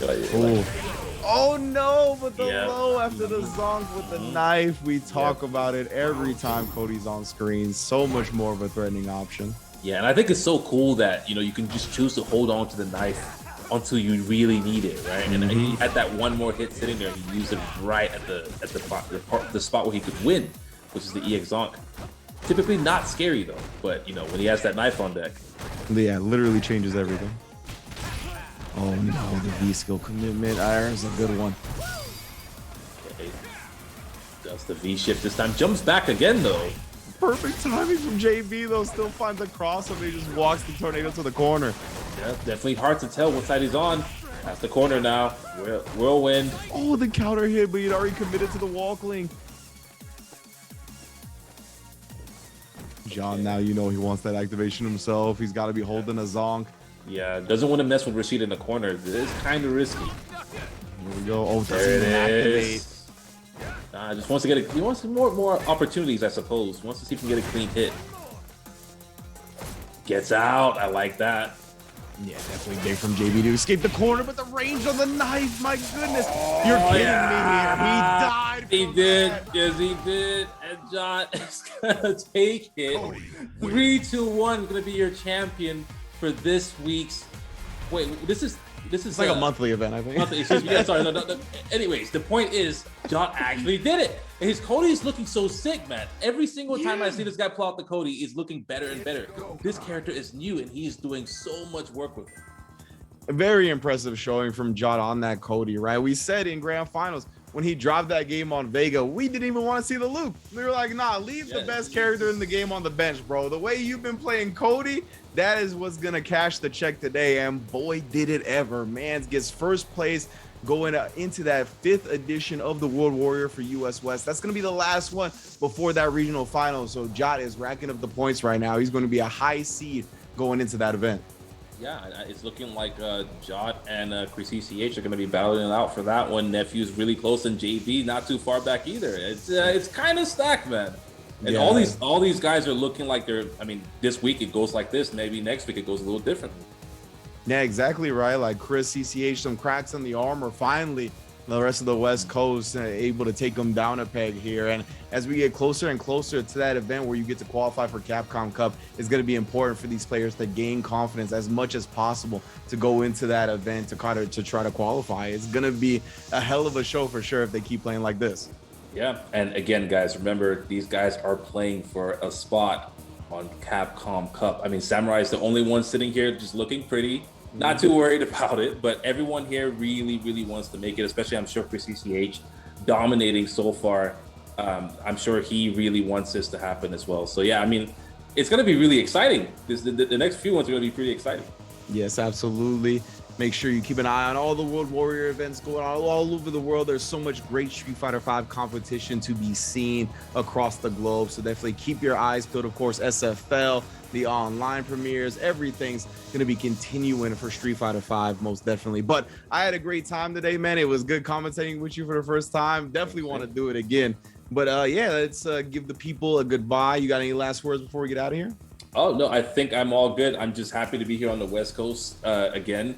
I mean, usually I'm on the Midwest region is where Texas kind of ended up. Yeah, I actually tried to qualify y'all as the South, like Texas, but that's not really a thing in the fighting game community. Like we don't really have a Southern region. Yeah, it's kind of weird, especially considering me being in Texas, there's this like split where the connection is better on this side. Yeah, exactly. It's really strange, but I'm definitely happy to be here watching these guys play. I haven't been paying as much attention to specifically the World Warrior as far as the West Coast, but yeah, no, it's stacked. I'm definitely happy to be able to commentate this. It's been really fun. Yeah, those were great matches. Definitely encourage y'all to check out the VOD if you got here a little bit late. But thank you everybody that contributed to the match Reno, that took clips for Fresh Cut, that just kicked it with us in general. Big ups to Vi and all Level Up Productions as well for holding down the ones and twos behind the scenes. We'll see y'all very soon. Come back for that World Warrior West 5th edition. Until then, be good to yourselves, be good to each other. Peace out.